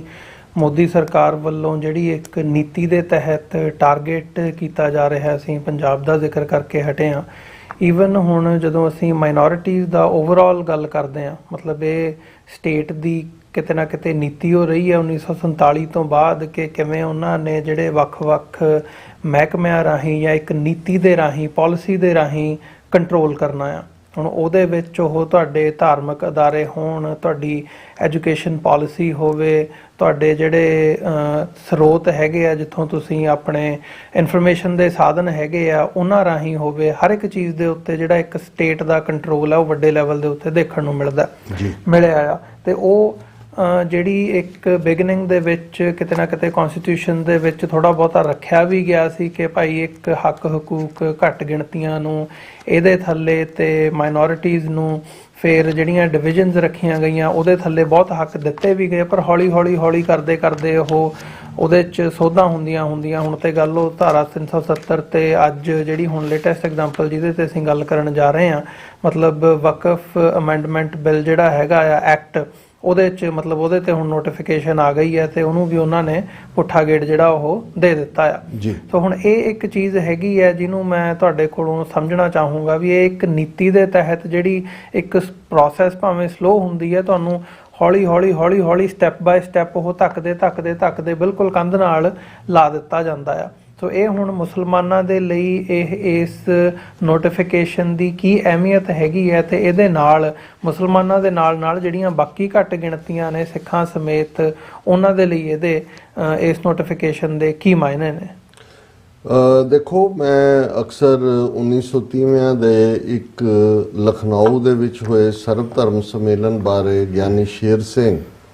ਜਿਹੜੇ ਇੱਕ ਬੜੇ ਪ੍ਰੋਮੀਨੈਂਟ ਅਕਾਲੀ ਲੀਡਰ ਸਨ ਔਰ ਸਾਰੀ ਸਿਚੁਏਸ਼ਨ ਨੂੰ ਜ਼ਿਆਦਾ ਬਿਹਤਰ ਸਮਝਦੇ ਸੀ, ਰਾਦਰ ਜੇ ਉਹ 47 ਦੌਰ 'ਚ ਜਿਉਂਦੇ ਹੁੰਦੇ ਤਾਂ ਸ਼ਾਇਦ ਅਕਾਲੀ ਲੀਡਰਸ਼ਿਪ ਇਹਨਾਂ ਦੀ ਕਾਂਗਰਸ ਦੀ ਕੱਛ 'ਚ ਨਾ ਵੜਦੀ ਔਰ ਆਪਣੀ ਕਿਸਮਤ ਇਹਨਾਂ ਦੇ ਹਵਾਲੇ ਨਾ ਕਰਦੀ। ਉਹਨਾਂ ਨੇ ਇੱਕ ਵਾਕਿਆ ਲਿਖਿਆ ਜਿਹੜਾ ਮੈਂ ਗੁਰਮਤ ਪ੍ਰਕਾਸ਼, ਇਹ ਪਬਲੀਕੇਸ਼ਨ ਸ਼੍ਰੋਮਣੀ ਕਮੇਟੀ ਦੀ ਹੈ, ਇਹਦੇ 'ਚ ਜਦੋਂ ਜਿਹੜਾ ਕਈ ਦਹਾਕੇ ਪਹਿਲਾਂ ਪੜ੍ਹਿਆ, ਉਹਨਾਂ ਨੇ ਕਿਹਾ ਜੀ ਜਿਸ ਸਰਬ ਧਰਮ ਸੰਮੇਲਨ ਦੇ ਵਿੱਚ ਸ਼ਾਮਲ ਹੋਣ ਲਈ ਮੈਂ ਗਿਆ, ਮੇਰੇ ਨਾਲ ਦੇ ਕਮਰੇ ਦੇ ਵਿੱਚ ਮਦਨ ਮੋਹਨ ਮਾਲਵੀ ਹੈ। ਇਸ ਗੱਲ ਦਾ ਧਿਆਨ ਰਹੇ ਕਿ ਇੰਗਲੈਂਡ ਰਿਟਰਨਡ ਬਹੁਤ top attorney, Banaras Hindu university ਉਹਨੇ ਬਣਾਈ, ਕਾਂਗਰਸ ਦਾ ਵੱਡਾ ਲੀਡਰ ਜੀ, ਔਰ ਗਾਂਧੀ ਨਾਲੋਂ ਟੁੱਟ ਕੇ ਉਹਨੇ ਹਿੰਦੂ ਮਹਾਸਭਾ ਬਣਾਈ ਸੀ। ਉਹਨੂੰ ਲੱਗਦਾ ਸੀ ਕਿ ਵੀ ਕਾਂਗਰਸ ਦਾ ਜਿਹੜਾ ਉਹ ਕਲੀਅਰ ਏਜੰਡਾ ਨਹੀਂ ਹੈ ਹਿੰਦੂਤਵਾ ਦੇ ਉੱਤੇ। ਸੋ ਉਹ ਬਹੁਤ ਵੱਡਾ ਐਂਟਾਈ ਮੁਸਲਮ ਲਾਈਨ ਉਹਦੀ ਮਦਨ ਮੋਹਨ ਮਾਲਵੀਆ ਦੀ। ਤੇ ਉਹ ਕਹਿੰਦੇ ਵੀ ਉਸ ਸਭਾ ਦੇ ਵੀ ਜਿਹੜਾ ਸਰਬ ਧਰਮ ਸੰਮੇਲਨ ਸੀ, ਕੁਛ ਹੋ ਕੇ ਹਟੇ ਸੀ ਪਹਿਲਾਂ ਰॉयट्स ਵਗੈਰਾ, ਤੇ ਮਾਲਵੀਆ ਜੀ ਨੇ ਬੜੀ ਜਿਹੜੀ ਹੈ ਉਹ ਟੂਗੈਦਰਨੈਸ ਵਾਲੀ ਸਪੀਚ ਕੀਤੀ, ਮੁਸਲਮਾਨਾਂ ਦੀ ਤਾਰੀਫ ਦੇ ਵੀ ਜਿਹੜੀ ਹੈ ਉਹ ਗੱਲਾਂ ਕੀਤੀਆਂ। ਕਹਿੰਦੇ ਸ਼ਾਮ ਨੂੰ ਜਦੋਂ ਅਸੀਂ ਇਕੱਠੇ ਹੋਏ ਤੇ ਮੈਂ ਕਿਹਾ, ਔਰ ਮਾਲਵੀਆ ਬਾਰੇ ਮਸ਼ਹੂਰ ਹੈ ਵੀ ਉਹ ਗੰਗਾ ਜਲ ਨਾਲ ਹੀ ਰੱਖਦਾ ਸੀ, ਜਦੋਂ ਵੀ ਕਿਸੇ ਮੁਸਲਮਾਨ ਨਾਲ ਹੱਥ ਮਿਲਾਇਆ ਜਾਂ ਅੰਗਰੇਜ਼ ਨਾਲ ਵੀ, ਤੇ ਉਹ ਸਮਝਦਾ ਸੀ ਵੀ ਇਹ ਮਲੇਸ਼ ਨੇ ਸਾਰੇ ਮੁਸਲਮਾਨ ਔਰ ਈਸਾਈ, ਤੇ ਉਹ ਗੰਗਾ ਜਲ ਦੇ ਨਾਲ ਹੱਥ ਹੁੰਦਾ ਸੀ। ਉਹ ਕਹਿੰਦਾ ਵੀ ਉਹਨੇ ਜਦੋਂ ਜੋ ਤਕਰੀਰ ਕੀਤੀ ਬੜੀ ਆਪਸੀ ਏਕਤਾ ਵਾਲੀ, ਤਾਂ ਸ਼ਾਮ ਨੂੰ ਅਸੀਂ ਉੱਥੇ ਹੀ ਰਹਿੰਦੇ ਨਾਲ ਸੀ। ਕਹਿੰਦੇ ਮੈਂ ਉਹਨਾਂ ਨੂੰ ਕਿਹਾ ਕਿ ਵੀ ਮਾਲਵੀਆ ਜੀ ਅੱਜ ਤਾਂ ਜੋ ਤੁਸੀਂ ਕਿਹਾ ਤੁਸੀਂ ਇਹਦੇ 'ਚ ਤਾਂ ਯਕੀਨ ਨਹੀਂ ਕਰਦੇ। ਤਾਂ ਕਹਿੰਦਾ ਵੀ ਜਿਹੜੀ ਗੱਲ ਉਹਨੇ ਮੈਨੂੰ ਕਹੀ ਉਹਨੇ ਮੇਰੇ ਕੰਨ ਖੜੇ ਕੀਤੇ, ਔਰ ਕਿਉਂਕਿ ਅਸੀਂ ਉਹ ਵਕਫ ਅਮੈਂਡਮੈਂਟ ਦੇ ਨਾਂ ਥੱਲੇ ਸਭ ਤੋਂ ਵੱਡੀ ਜਾਇਦਾਦ ਜਿਹੜੀ ਉਹਨਾਂ ਦੀ ਇਕੱਲੀ ਇੱਕ ਲੈਵਲ ਤੇ ਨਹੀਂ ਦੁਨੀਆ 'ਚ, ਹਾਲਾਂਕਿ ਮੁਸਲਮਾਨ ਸਭ ਤੋਂ ਜ਼ਿਆਦਾ ਇੰਡੋਨੇਸ਼ੀਆ 'ਚ ਨੇ, ਪਾਕਿਸਤਾਨ 'ਚ ਨੇ, ਫਿਰ ਭਾਰਤ 'ਚ ਨੇ, ਪਰ ਸਭ ਤੋਂ ਜ਼ਿਆਦਾ ਜਾਇਦਾਦ ਔਕਾਫ ਜਿਹਨੂੰ ਇਸਤਲੇ ਪਾਸੇ ਕਿਹਾ ਜਾਂਦਾ, ਸਾਡੇ ਵਕਫ ਕਿਹਾ ਜਾਂਦਾ, ਇਹਨਾਂ ਦੇ ਕੋਲ ਹੈ। ਉਸ ਦੇ ਉੱਤੇ ਸਰਕਾਰ ਨੇ ਕਬਜ਼ਾ ਕਰ ਲਿਆ ਇਸ ਐਕਟ ਨੂੰ। ਇਹਨੂੰ ਬਿਲਕੁਲ ਜੇ ਸਿੰਪਲੀ ਸਮਝਣਾ ਹੋਏ। ਲੇਕਿਨ ਜਦੋਂ ਉਹ ਗਿਆਨੀ ਸ਼ੇਰ ਸਿੰਘ ਕਹਿੰਦੇ ਨੇ ਕਿ ਵੀ ਮੈਂ ਉਹਨਾਂ ਨੂੰ ਇਹ ਕਿਹਾ, ਤੇ ਉਹ ਕਹਿੰਦਾ ਵੀ ਉਹਨਾਂ ਨੇ ਮੈਨੂੰ ਕਿਹਾ ਚੀਜ਼ ਹਿੰਦੀ 'ਚ, ਔਰ ਗੁਰਮਤ ਪ੍ਰਕਾਸ਼ ਉਵੇਂ ਹੀ ਹਿੰਦੀ 'ਚ ਲਿਖਿਆ ਸੀ। ਉਹ ਕਹਿਣ ਲੱਗੇ, ਗਿਆਨੀ ਜੀ अंग्रेजों को जा लेने दो, हम तो शिक्षा प्रणाली में संशोधन करके ही मुसलमानों की मुसलमानी निकाल देंगे। तो वो ज्ञानी जी कहता भी मैं सोची पै गया कि बई ये तो साढ़े तो कई गुणा ज़्यादा मुसलमान ने जे इन्हां दी ये सोचते ने। हुण शिक्षा प्रणाली संशोधन तुसीं स्कूल के सिलेबस की गल कर, एजुकेशन सिस्टम, हालांकि कॉन्स्टिट्यूशन उन्होंने स्टेट सबजैक्ट कहते, जिवें law and order state subject है पर नैशनल लैवल ते टैररिज्म नाल जोड़ के नैशनल इन्वेस्टिगेटिव एजेंसी ने इंक्लूड करन दा राह लभ लिया। पंजाब दे 22-23 ਜ਼ਿਲ੍ਹਿਆਂ ਦੇ ਵਿੱਚ ਦਫ਼ਤਰ ਖੋਲੇ ਹੋਏ ਨੇ, पंजाब पुलिस ਨੂੰ भी दस्सण ਦੀ ਲੋੜ नहीं हुंदी, उन्हां तो उन्होंने तो रखा होया, तो शराब पिया के एनकाउंटर कराना, ਜਾਂ ਕਰਨਲ ਉਹਦਾ ਬਾਠ ਵਰਗੇ ਦੇ ਉੱਤੇ ਆ ਕੇ ਜਿਹੜਾ ਪਿਓ ਪੁੱਤਰ ਨੂੰ ਕੁੱਟੋ। ਇੰਨਾ ਰੌਲਾ ਪਾਉਣ ਦੇ ਬਾਵਜੂਦ ਉਹ ਬਾਠ ਰਾਜਨਾਥ ਸਿੰਘ ਨੂੰ ਮਿਲਿਆ, ਟੱਬਰ ਉਹ ਭਗਵੰਤ ਮਾਨ ਨੂੰ ਮਿਲਿਆ, ਕੋਈ ਰਾਤ ਨਹੀਂ। ਹਾਈ ਕੋਰਟ ਨੇ ਕਿਹਾ ਜੀ ਕਿ ਚਲੋ ਪੰਜਾਬ ਇਨਵੈਸਟੀਗੇਟ ਨਹੀਂ ਕਰੇਗਾ, ਦਿੱਲੀ ਦੀ ਪੁਲਿਸ ਕਰੇਗੀ, ਕੋਈ ਦਿੱਲੀ ਉਸ 'ਚ ਵੀ ਉਹ ਨਹੀਂ ਹੋਏਗਾ ਜਿਹੜਾ ਔਨ ਡੈਪੂਟੇਸ਼ਨ ਚੰਡੀਗੜ੍ਹ, ਨਾਟ ਦਿੱਲੀ ਚੰਡੀਗੜ੍ਹ, ਕੋਈ ਡੈਪੂਟੇਸ਼ਨ ਵੀ ਨਹੀਂ ਤੇ ਗਿਆ, ਕੁਛ ਨਹੀਂ ਨਿਕਲਣਾ। ਸੋ ਮਤਲਬ ਤੁਸੀਂ ਇਹ ਅੰਦਾਜ਼ਾ ਲਾਓ। ਔਰ ਸਰਵਿੰਗ ਔਰ ਬਹੁਤ ਸੈਂਸਿਟਿਵ ਥਾਂ ਤੇ ਉਹ ਕਰਨਲ ਬੈਠਾ ਹੁਣ, ਕਿਉਂਕਿ ਇਹ ਜਦੋਂ ਤੁਸੀਂ ਕਿਸੇ ਲੋਕਾਂ ਦੇ ਲਈ ਉਹਨਾਂ ਨੂੰ ਇਹ ਦੱਸਣਾ ਕਿ ਵੀ ਇੱਥੇ ਤੁਹਾਡੀ ਕੋਈ ਪੁੱਛਗਿੱਛ ਨਹੀਂ ਹੈ, ਇੱਥੇ ਤਾਂ ਸਟੇਟ ਹੀ ਰਾਜ ਕਰਦੀ ਹੈ, ਤੇ ਤੁਸੀਂ ਇਹ ਤੌਰ ਤਰੀਕੇ ਅਪਣਾਉਂਦੇ ਹੋ। ਔਰ ਅਸੀਂ ਵਕਫ ਦੇ ਹਵਾਲੇ ਨਾਲ ਤਾਂ ਹੁਣ ਸਾਹਮਣੇ ਆਇਆ, ਕਿਉਂਕਿ ਇਹ ਸਾਰਾ ਪਾਰਟ ਜਦੋਂ ਹੁਣ ਉਹ ਕਹਿੰਦੇ ਨੇ ਜੀ ਅਸੀਂ ਯੂਨੀਫਾਰਮ ਸਿਵਲ ਕੋਡ ਬਣਾਉਣਾ ਜੀ, ਸੋ ਇਹ ਉਹਨਾਂ ਨੇ ਪਹਿਲਾ ਸਟੈਪ ਲਿਆ। ਅਲਟੀਮੇਟਲੀ ਇਹਨਾਂ ਨੇ ਮੁਸਲਿਮ ਪਰਸਨਲ ਲਾਅ, ਜਿਹੜਾ ਕਿ ਬੜੀ ਮਿਹਨਤ ਦੇ ਨਾਲ ਮੁਸਲਮਾਨਾਂ ਨੇ ਅੰਗਰੇਜ਼ਾਂ ਤੋਂ ਐਡਮਿਟ ਕਰਵਾਇਆ ਸੀ, ਔਰ ਉਹੀ ਇੰਡੀਅਨ ਕਨਸਟੀਟਿਊਸ਼ਨ ਦੇ ਵਿੱਚ ਜਿਹੜਾ ਇਨਕੋਰਪੋਰੇਟ ਕੀਤਾ ਗਿਆ, ਜਿਹਦੇ ਥੱਲੇ ਮੁਸਲਮਾਨਾਂ ਨੂੰ ਆਪਣੀ ਜਾਇਦਾਦ ਟ੍ਰਾਂਸਫਰ ਕਰਨੀ ਹੈ ਉਹਨਾਂ ਨੇ। ਹੁਣ ਉਹਨਾਂ 'ਚ ਲੜਕੇ ਜਾਂ ਲੜਕੀ ਦੇ ਵਿਚਾਲੇ ਜੇ ਕੋਈ ਉਹਨਾਂ ਨੇ ਫਰਕ ਰੱਖਿਆ ਤਾਂ ਉਹ ਇਸਲਾਮਿਕ ਲਾਅ ਦੇ ਥੱਲੇ ਹੀ ਟ੍ਰਾਂਸਫਰ ਹੁੰਦੀਆਂ ਨੇ। ਪਰਿਵਾਰਕ ਹੈਰੀਟੇਜ ਵੀ ਜਿਹੜਾ ਜਿਹਨੂੰ ਇਧਰ ਹਿੰਦੂ ਕੋਡ ਬਿੱਲ ਬਣਾ ਕੇ ਇਹਨਾਂ ਨੇ ਹਿੰਦੂ ਕੋਡ ਐਕਟ ਬਣਾ ਕੇ ਸਿੱਖਾਂ ਨੂੰ ਹਿੰਦੂਆਂ ਦੇ ਖਾਤੇ 'ਚ ਪਾਇਆ ਹੋਇਆ। ਇਕੱਲਾ ਗੱਲ ਆਰਟੀਕਲ 25(b) ਦੇ ਥੱਲੇ ਜਿਹੜਾ ਸਿੱਖਾਂ ਨੂੰ ਹਿੰਦੂ ਐਲਾਨਣ ਤੱਕ ਨਹੀਂ ਹੈ। 1950 'ਚ ਇਹਨਾਂ ਨੇ ਫਿਰ ਜਿਹੜੇ 3-4 ਹੋਰ law, Hindu marriage act, Hindu code act ਔਰ ਮਾਈਨੋਰਿਟੀ ਐਂਡ ਗਾਰਡੀਅਨਸ਼ਿਪ ਐਕਟ, ਉਹ ਸਾਰਿਆਂ ਦਾ ਬੇਸ ਅਲਟੀਮੇਟਲੀ ਆਰਟੀਕਲ 25(b) ਦੇ ਨਾਲ ਜੋੜ ਕੇ ਜਿਹੜਾ 1950 'ਚ 1956 'ਚ ਪਾਸ ਕੀਤੇ ਗਏ। ਹੁਣ ਮੁਸਲਮਾਨਾਂ ਦੇ ਲਈ ਕਿਉਂਕਿ ਆਲਰੇਡੀ ਮੁਸਲਿਮ ਪਰਸਨਲ ਲਾਅ ਹੈ, ਜਿਹਦੇ ਥੱਲੇ ਜਾਇਦਾਦ ਦੀ ਟ੍ਰਾਂਸਫਰ, ਜਿਹਦੇ ਥੱਲੇ ਉਹਨਾਂ ਦੇ ਮੈਰਿਟ ਜਿਹੜਾ ਵਿਆਹਤਾ ਜੀਵਨ ਦੇ ਹੱਕ ਜਾਂ ਮੋਰ ਦੈਨ ਵਨ ਮੈਰਿਜ ਦਾ ਪ੍ਰੋਵੀਜ਼ਨ, ਜੋ ਵੀ ਉਹਨਾਂ ਦੀ ਸ਼ਰੀਅਤ ਲਾਅ 'ਚੋਂ ਉਹਨਾਂ ਨੇ ਪਰਸਨਲ ਲਾਅ ਬਣਾਇਆ, ਇਹ ਸਾਰਾ ਇਹਨਾਂ ਨੇ ਐਲੀਮੀਨੇਟ ਕਰਨਾ। ਇਵੇਂ ਹੀ ਜਿਵੇਂ ਆਰਟੀਕਲ 37 ਜਿਹੜੀ ਕਨਸਟੀਟਿਊਸ਼ਨਲ ਗਾਰੰਟੀ ਸੀ, ਜਦੋਂ ਭਾਵੇਂ ਉਹ ਹਰੀ ਸਿੰਘ ਦੀ ਐਕਸੈਸ਼ਨ ਵੀ ਫਰਾਡ ਸੀ, ਲੇਕਿਨ ਜਿਹੜੀ ਇਹਦੇ ਥੱਲੇ ਇਹਨਾਂ ਨੇ ਐਡਮਿਟ ਕੀਤੀ ਹੋਈ ਸੀ। ਸੋ ਇਹ ਤਾਂ ਇਹਨੂੰ ਜੇ ਸਿੰਪਲੀ ਸਮਝਣਾ ਹੋਏ ਵੀ ਉਹਨਾਂ ਨੇ ਮੁਸਲਮਾਨਾਂ ਦੀਆਂ ਧਾਰਮਿਕ ਜਾਇਦਾਦਾਂ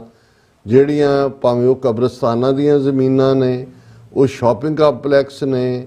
ਉਹ ਉਹਨਾਂ ਦੇ ਮਕਬਰਿਆਂ ਦੇ ਨਾਲ ਜੁੜੀਆਂ ਹੋਈਆਂ ਜ਼ਮੀਨਾਂ ਨੇ, ਕਿਉਂਕਿ ਇਸਲਾਮ ਭਾਰਤ ਦੇ ਵਿੱਚ ਲਗਭਗ ਨਬੀ ਮੁਹੰਮਦ ਸਾਹਿਬ ਦੇ ਜਾਣ ਦੇ 70 ਸਾਲ ਦੇ ਵਿੱਚ ਆ ਜਾਂਦਾ ਹੈ, ਮੁਹੰਮਦ ਬਿਨ ਕਾਸਿਮ ਦੇ ਜ਼ਮਾਨੇ ਤੋਂ। ਔਰ ਜਿਹੜੇ ਵੀ ਇਸਲਾਮਿਕ ਰੂਲਰ ਜਾਂ ਦੂਜੇ, ਹੁਣ ਹਿੰਦੁਸਤਾਨ ਦੇ ਤੁਸੀਂ ਮੰਦਿਰ ਦੇਖੋ ਜਿੰਨੇ ਵੱਡੇ ਵੱਡੇ ਨੇ,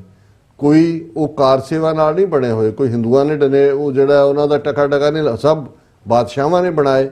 ਜਿਹੜੀ ਵੀ ਡਾਇਨੈਸਟੀ ਆਈ ਉਹਨਾਂ ਨੇ ਆਪਣਾ ਬੱਲੇ ਬੱਲੇ ਕਰਾਉਣ ਦੇ ਲਈ ਜਾਂ ਦੂਜੇ। ਇਸੇ ਤਰ੍ਹਾਂ ਜਿਹੜੀਆਂ ਬਹੁਤ ਸਾਰੀ ਹਾਲਾਂ ਇਸਲਾਮ ਦੇ ਜਾਂ ਮੁਗਲਾਂ ਦੇ ਵੇੜੇ ਉਹ ਵਜ਼ੀਫੇ ਜਿੱਥੇ ਮਸੀਤਾਂ ਬਣਾਉਂਦੇ ਸੀ, ਬੜੀਆਂ ਬੜੀਆਂ ਸ਼ਾਹੀ ਮਸੀਤ, ਜਾਂ ਹੁਣ ਜਾਮਾ ਮਸਜਿਦ ਦਿੱਲੀ ਦੀ ਹੈ ਜਾਂ ਲਾਹੌਰ ਦੀ ਹੈ, ਜਾਂ ਬੜੀਆਂ ਬੜੀਆਂ ਮਸੀਤਾਂ ਜਾਂ ਦੂਜਾ, ਉਹ ਮੰਦਰਾਂ ਨੂੰ ਵੀ ਵਜ਼ੀਫੇ ਦਿੰਦੇ ਸੀ। ਆ ਜਿਹੜਾ ਆਦਿੱਤਿਆਨਾਥ ਯੋਗੀ ਜਿਹਨੇ ਹੁਣ ਆ ਯੂਪੀ 'ਚ 2 ਦਿਨ ਤੋਂ ਹੁਣ ਮੁਸਲਮਾਨ ਜਿਹੜੇ ਜਦੋਂ ਦਾ ਇਹ ਵਕਫ ਲਾਅ ਪਾਸ ਕੀਤਾ ਇਹਨਾਂ ਨੇ, ਔਰ ਤੁਸੀਂ ਦੇਖੋ ਜਿਸ ਤੇਜ਼ੀ ਨਾਲ, ਹਾਲਾਂ ਪਾਰਲੀਮੈਂਟ ਦੇ ਵਿੱਚ 72 ਘੰਟੇ ਡਿਬੇਟ ਹੋਈ ਜੀ, ਡਿਬੇਟ ਦੇ ਸਾਰੇ ਪੱਖ ਸਾਹਮਣੇ ਆਏ, ਲੇਕਿਨ ਜਦੋਂ ਹੁਣ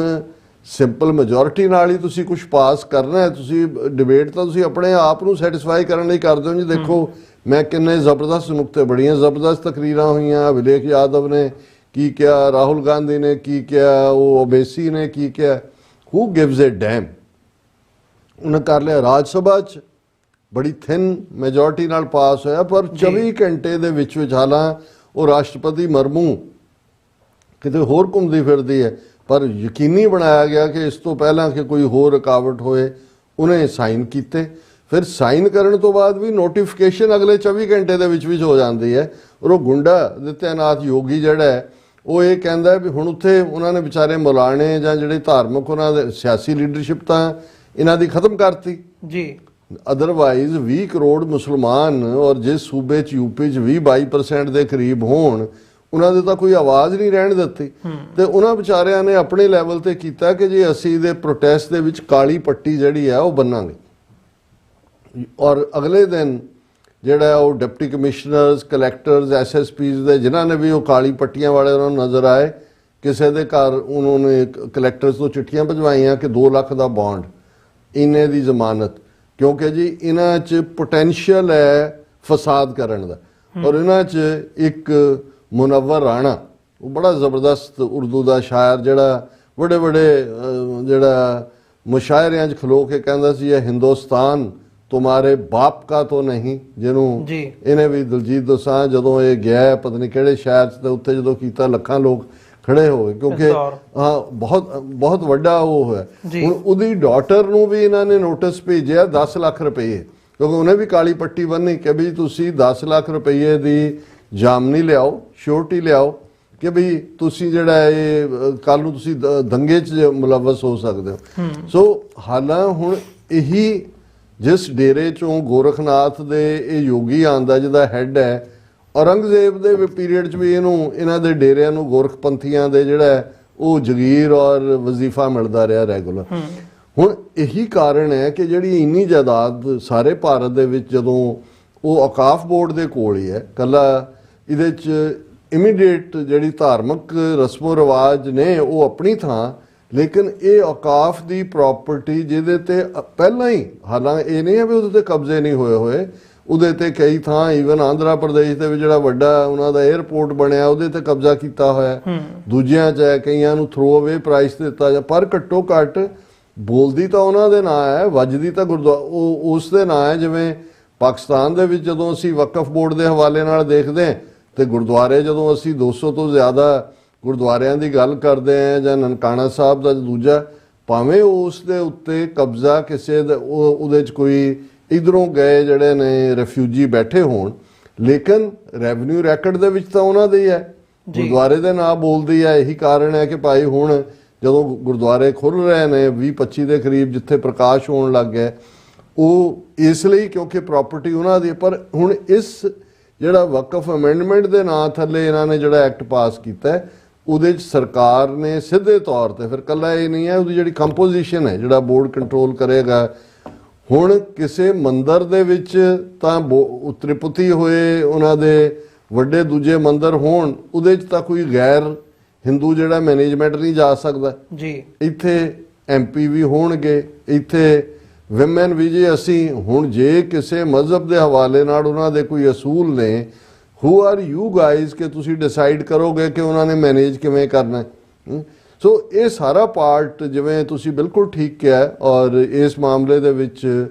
ਉਹਨੇ ਬੀਬੀ ਹਰਸਿਮਰਤ ਕੌਰ ਬਾਦਲ ਲੋਨ ਵਾਇਸ ਹੈ ਅਕਾਲੀਆਂ ਦੀ, ਭਾਵੇਂ ਅਸੀਂ ਜਦੋਂ ਕਹਿੰਦੇ ਕਿ even the devil must be given his due, ਉਹਨੇ ਇਹੀ ਕੰਸਰਨ ਜਿਹੜਾ ਸਵਾਲ ਤੁਸੀਂ ਪੁੱਛਿਆ, ਉਹਨੇ ਕਿਹਾ ਵੀ ਤੁਸੀਂ ਆਲਰੇਡੀ ਸਿੱਖਾਂ ਦੇ ਨਾਲ ਵੀ ਇਹੀ ਕੁਝ ਕੀਤਾ ਹੈ। ਤਖਤ ਹਜ਼ੂਰ ਸਾਹਿਬ ਬੋਰਡ 'ਚ ਤੁਸੀਂ ਇਲੈਕਟਡ ਸਾਡੇ ਬੰਦੇ ਕੱਢ ਕੇ ਸਰਕਾਰੀ ਨੋਮਨੀ ਵਧਾ ਕੇ ਉਹਦੇ 'ਚ ਮੈਜੋਰਟੀ ਨਾਲ ਉਹ ਜਾਇਦਾਦ ਤੇ ਕਬਜ਼ਾ ਕਰ ਲਿਆ, ਡਿਸੀਜਨ। ਤਖਤ ਪਟਨਾ ਸਾਹਿਬ ਬੋਰਡ 'ਚ ਤੁਸੀਂ ਕੀਤਾ ਹੈ। ਦਿੱਲੀ ਕਮੇਟੀ ਸਿੱਧੇ ਤੌਰ ਤੇ ਜਦੋਂ ਅਸੀਂ ਕਹਿੰਦੇ ਹਾਂ ਕਿ BJP RSS ਦੇ ਕੰਟਰੋਲ 'ਚ ਹੈ। ਹਰਿਆਣਾ ਗੁਰਦੁਆਰਾ ਪ੍ਰਬੰਧਕ ਕਮੇਟੀ 50 ਤੋਂ ਜ਼ਿਆਦਾ ਹਿਸਟੋਰੀਕਲ ਗੁਰਦੁਆਰੇ ਔਰ ਕਿੰਨੇ ਟਰਸਟ ਉਹਨਾਂ ਦੀਆਂ ਜ਼ਮੀਨਾਂ 'ਚ ਆਲਰੇਡੀ ਉਸ ਕਿਸਮ ਦੇ ਬਿਠਾ ਦਿੱਤੇ ਨੇ। ਹੁਣ ਲਾਸਟ ਸ਼੍ਰੋਮਣੀ ਕਮੇਟੀ ਬਚੀ ਹੈ, ਇੰਨਾ ਕੁ ਉਹ ਖਲਾਰਾ ਉਹਨਾਂ ਨੇ ਪਾਇਆ ਹੋਇਆ ਕਿ ਜਦੋਂ ਮਰਜ਼ੀ ਕੀ ਉਹਨਾਂ ਨੇ ਕਰਨਾ ਹੈ, ਕਿੱਧਰ ਨੂੰ ਕਰਨਾ ਹੈ। ਇੱਕ ਪਾਸੇ ਬੈਠੇ ਅਕਾਲੀ ਨੇ ਬਾਦਲ ਕੇ, ਇੱਕ ਪਾਸੇ ਦਾਗੀ ਬਾਗੀ ਨੇ। ਪਰ ਜਦੋਂ ਮੈਂ ਦੇਖਦਾ ਮੈਨੂੰ ਇਵੇਂ ਲੱਗਦਾ ਵੀ ਕੋ ਅਮਿਤ ਸ਼ਾਹ ਨੇ ਵੱਡਾ ਝੋਲਾ ਪਾਇਆ ਹੋਇਆ, ਉਹਦੀਆਂ ਕਲੀਆਂ ਨੇ ਬੜੀਆਂ, ਇੱਕ ਨੇ ਫੜੀ ਹੋਈ ਹੈ, ਇੱਕ ਨੇ ਫੜੀ ਹੋਈ ਆ। ਉਹ ਇੱਕ ਦੂਜੇ ਦੇ ਮੂੰਹ ਵੱਲ ਮੂੰਹ ਕਰਕੇ ਇੱਕ ਦੂਜੇ ਨੂੰ ਅਬਿਊਜ਼ ਕਰਦੇ ਨੇ, ਪਰ ਅਲਟੀਮੇਟਲੀ ਕਰਕੇ ਉਹ ਕਲੀ ਦੇ ਨਾਲ ਉਹਦੇ ਥੱਲੇ ਜਾ ਕੇ ਛੁਪ ਜਾਂਦੇ ਨੇ। ਇਹ ਖੇਡ ਜਿਹੜੀ ਹੈ ਚੱਲ ਰਹੀ ਹੈ। ਔਰ ਮੈਂ ਸਮਝਦਾ ਕਿ ਜਿਸ ਲੈਵਲ ਦੇ ਉੱਤੇ ਹਾਲਾਂ ਪ੍ਰੋਟੈਸਟ ਸ਼ੁਰੂ ਹੋਏ ਨੇ ਵਿਦਨ ਭਾਰਤ, ਲੇਕਿਨ ਹੁਣ UP ਜਿੱਥੇ ਸਭ ਤੋਂ ਜਿਹੜੀ ਸਾਰੀ ਔਕਾਫ ਦੀ ਜਾਇਦਾਦ ਹੈ ਜਿਹੜੀ ਸਰਕਾਰੀ ਕੰਟਰੋਲ 'ਚ, ਉਹਦਾ ਲਗਭਗ 21% ਜਾਇਦਾਦਾਂ UP ਦੇ ਵਿੱਚ ਨੇ, ਕਿਉਂਕਿ ਉੱਥੇ ਸਭ ਤੋਂ ਵੱਧ ਜਿਹੜਾ ਇਹਨਾਂ ਦੀਆਂ ਦਰਗਾਹਾਂ ਨਾਲ ਰਿਲੇਟਡ ਦੂਜੀਆਂ ਤੀਜੀਆਂ ਇਹ ਸਾਰਾ ਪਾਰਟ ਹੈ, ਉਹ ਸਾਰਾ ਉਹਨਾਂ ਨੇ ਕੰਟਰੋਲ। ਔਰ ਇਹੀ ਨਹੀਂ ਵੀ ਕੰਟਰੋਲ ਕਰ ਲਿਆ, ਤੁਸੀਂ ਪੀਸਫੁਲ ਅੰਦਾਜ਼ ਦੇ ਵਿੱਚ ਪ੍ਰੋਟੈਸਟ ਵੀ ਨਹੀਂ ਕਰ ਸਕਦੇ ਜੀ। ਸੋ ਇਹ ਘੱਟ ਗਿਣਤੀਆਂ ਨੂੰ ਸਮਝ ਲੈਣਾ ਚਾਹੀਦਾ ਹੈ ਕਿ ਭਾਈ ਸਾਡੇ ਨਾਲ ਕੀ ਹੋ ਰਿਹਾ ਹੈ। ਇਹ ਕੱਲੇ ਕਰਕੇ ਜਿਹੜਾ ਅਸੀਂ ਸਾਨੂੰ ਕੁੱਟ ਰਹੇ ਨੇ, ਆਪਣੇ 'ਚ ਅਬਜ਼ੋਰਵ ਕਰਨ ਦੀ ਇਹਨਾਂ ਦੀ ਕੋਸ਼ਿਸ਼ ਹੈ। ਔਰ ਜੋ ਇਹਨਾਂ ਦਾ ਸਾਵਰਕਰ ਦਾ ਦੂਸਰੇ ਦਾ ਫਲਸਫਾ ਸੀ ਬਿਲਕੁਲ ਐਗਜ਼ੈਕਟਲੀ ਉਸ ਦੇ ਉੱਤੇ ਹੀ ਇਹ ਐਕਟ ਕਰ ਰਹੇ ਨੇ। ਜੀ ਡਾਕਟਰ ਸਾਹਿਬ, ਬਿਲਕੁਲ। ਸੋ ਇਹਨਾਂ ਹੀ ਸ਼ਬਦਾਂ ਦੇ ਨਾਲ ਵਿਊਅਰਸ ਇੱਕ ਛੋਟੇ ਜਿਹੇ ਕਮਰਸ਼ੀਅਲ ਬ੍ਰੇਕ ਦੇ ਲਈ ਇੱਥੇ ਰੁਕਦੇ ਹਾਂ। ਬ੍ਰੇਕ ਤੋਂ ਬਾਅਦ ਗੱਲਬਾਤ ਕੰਟੀਨਿਊ ਕਰਾਂਗੇ।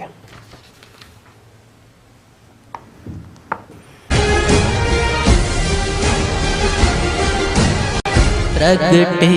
ओ खालसा परमात्मा की मौज। 20 ਅਪ੍ਰੈਲ 2025 ਦਿਨ ਐਤਵਾਰ ਨੂੰ ਗੱਦਰੀ ਬਾਬਿਆਂ ਦੇ ਇਤਿਹਾਸਕ ਅਸਥਾਨ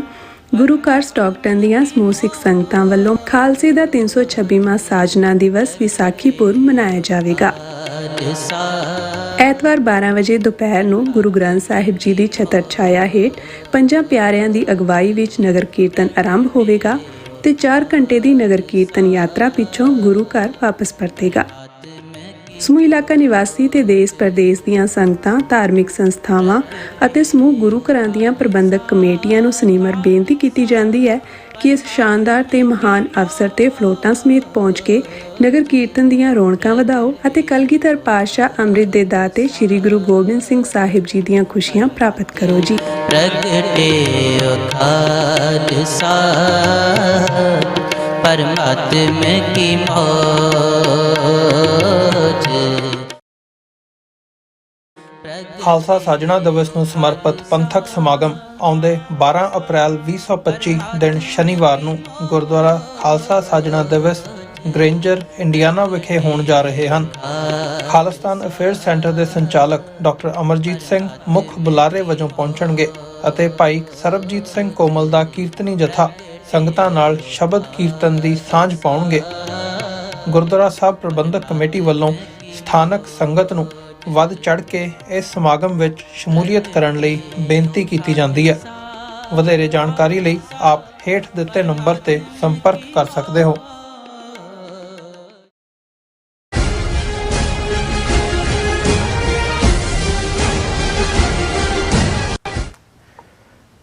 ਵਿਊਅਰਸ, ਬ੍ਰੇਕ ਤੋਂ ਬਾਅਦ ਤੁਹਾਡਾ ਸਵਾਗਤ ਹੈ। ਡਾਕਟਰ ਸਾਹਿਬ, ਗੱਲ ਕਰੀਏ ਜਿਵੇਂ ਤੁਸੀਂ ਬੀਤੇ ਸੈਗਮੈਂਟ ਦੇ ਵਿੱਚ ਪੰਜਾਬ ਦੇ ਹਵਾਲੇ ਨਾਲ ਵੀ ਜ਼ਿਕਰ ਕਰਦਿਆਂ ਉਹ ਕੀਤਾ ਕਿ ਜਿਹੜੀ ਬੀਜੇਪੀ ਨੇ ਜਿਸ ਹਿਸਾਬ ਨਾਲ ਕੰਟਰੋਲ ਕੀਤਾ ਆ ਜਾਂ ਉਸ ਹਿੰਦੂਤਵਾ ਦੇ ਥਾਟ ਨੇ ਕੰਟਰੋਲ ਕੀਤਾ, ਜਿਹੜੇ ਸਾਡੇ ਪਟਨਾ ਸਾਹਿਬ, ਹਜ਼ੂਰ ਸਾਹਿਬ, ਦਿੱਲੀ ਗੁਰਦੁਆਰਾ ਪ੍ਰਬੰਧਕ ਕਮੇਟੀ ਤੇ ਹੁਣ ਪਹਿਲਾਂ SGPC ਨੂੰ ਦੋ ਫਾੜ ਕੀਤਾ, ਨਵੀਂ ਕ੍ਰੀਏਟ ਕੀਤੀ ਹਰਿਆਣਾ ਗੁਰਦੁਆਰਾ ਪ੍ਰਬੰਧਕ ਕਮੇਟੀ ਤੇ ਹੁਣ ਉਹਦੇ ਤੇ ਵੀ ਉਹਨਾਂ ਦਾ ਕੰਟਰੋਲ ਹੈ। ਹੁਣ ਲਾਸਟ ਅਖੀਰਲਾ ਜਿਹੜਾ ਨਿਸ਼ਾਨਾ ਹੈਗਾ ਉਹਨਾਂ ਦਾ ਉਹ ਪੰਜਾਬ ਹੈ, SGPC ਹੈ। ਹੁਣ ਇਹਦੇ 'ਚ ਕੋਈ ਦੋ ਰਾਏ ਨਹੀਂ ਹੈਗੀ। ਹੁਣ ਉਹ ਦੋਵੇਂ ਪਾਸਿਓਂ ਜਿਹੜੀ ਖੇਡ ਹੈ ਉਹ ਖੇਡੀ ਜਾ ਰਹੀ ਹੈ, ਧਾਰਮਿਕ ਪੱਖ ਤੋਂ ਵੀ ਤੇ ਸਿਆਸੀ ਪੱਖ ਤੋਂ ਵੀ। ਆਉਣ ਵਾਲੀਆਂ ਜਿਹੜੀਆਂ ਪੰਜਾਬ ਦੀਆਂ ਵਿਧਾਨ ਸਭਾ ਚੋਣਾਂ ਹੈਗੀਆਂ ਨੇ ਉਸ ਨੂੰ ਮੁੱਖ ਰੱਖਦਿਆਂ ਹੋਇਆਂ ਵੀ ਜਿਹੜੇ ਜੋੜ ਤੋੜ ਨੇ, ਤਿਕੜਮਬਾਜ਼ੀਆਂ ਨੇ, ਵੋਟ ਪੋਲੀਟਿਕਸ, ਪੋਲਰਾਈਜੇਸ਼ਨ, ਹਰ ਇੱਕ ਤਰੀਕੇ ਦਾ ਜਿਹੜਾ ਹਥਕੰਡਾ ਹੈ ਉਹ ਅਪਣਾਇਆ ਜਾ ਰਿਹਾ ਹੈ, ਉਹ ਸਾਨੂੰ ਨਜ਼ਰ ਆ ਰਿਹਾ ਹੈ। ਹੁਣ ਪੰਜਾਬ ਦੇ ਉੱਤੇ ਉਹਨਾਂ ਦੀ ਨਜ਼ਰ ਹੈਗੀ ਆ। ਸੋ ਜਿਹੜੀ ਇਹ ਸਾਰੀ ਖੇਡ ਇਸ ਵਕਤ ਚੱਲ ਰਹੀ ਹੈ, ਮਤਲਬ ਉੱਥੇ ਫਿਰ ਮੈਂ ਹੁਣ ਸਿੱਧਾ ਸਵਾਲ ਹੀ ਪੁੱਛਦਾ ਤੁਹਾਨੂੰ ਵੀ, ਗੱਲ ਉੱਥੇ ਹੀ ਆ ਕੇ ਮੁੱਕਦੀ ਹੈ ਵੀ ਕੀ ਹੁਣ BJP ਪੰਜਾਬ ਨੂੰ ਤੇ SGPC ਨੂੰ ਕੰਟਰੋਲ ਕਰ ਲਵੇਗੀ? ਦੇਖੋ, ਪ੍ਰੋਫੈਸਰ ਮਨਜੀਤ ਸਿੰਘ ਤਖਤ ਕੇਸਗੜ੍ਹ ਸਾਹਿਬ ਦੇ ਜਥੇਦਾਰ ਸਨ ਔਰ ਕੁਝ ਅਰਸੇ ਲਈ ਐਕਟਿੰਗ ਜਥੇਦਾਰ ਅਕਾਲ ਤਖਤ ਵੀ ਉਹਨਾਂ ਨੂੰ ਬਣਾਇਆ ਗਿਆ। ਜਦੋਂ 1999 ਦੇ ਵਿੱਚ ਖਾਲਸਾ ਸਾਜਨਾ ਦਿਵਸ ਦੀ 300ਵੀਂ ਯਾਦ ਜਾਂ ਤੀਸਰੀ ਸ਼ਤਾਬਦੀ ਮਨਾਈ ਜਾ ਰਹੀ ਸੀ ਤੇ ਉਦੋਂ ਉਹ ਤਖਤ ਕੇਸਗੜ੍ਹ ਦੇ ਜਥੇਦਾਰ ਸੀ।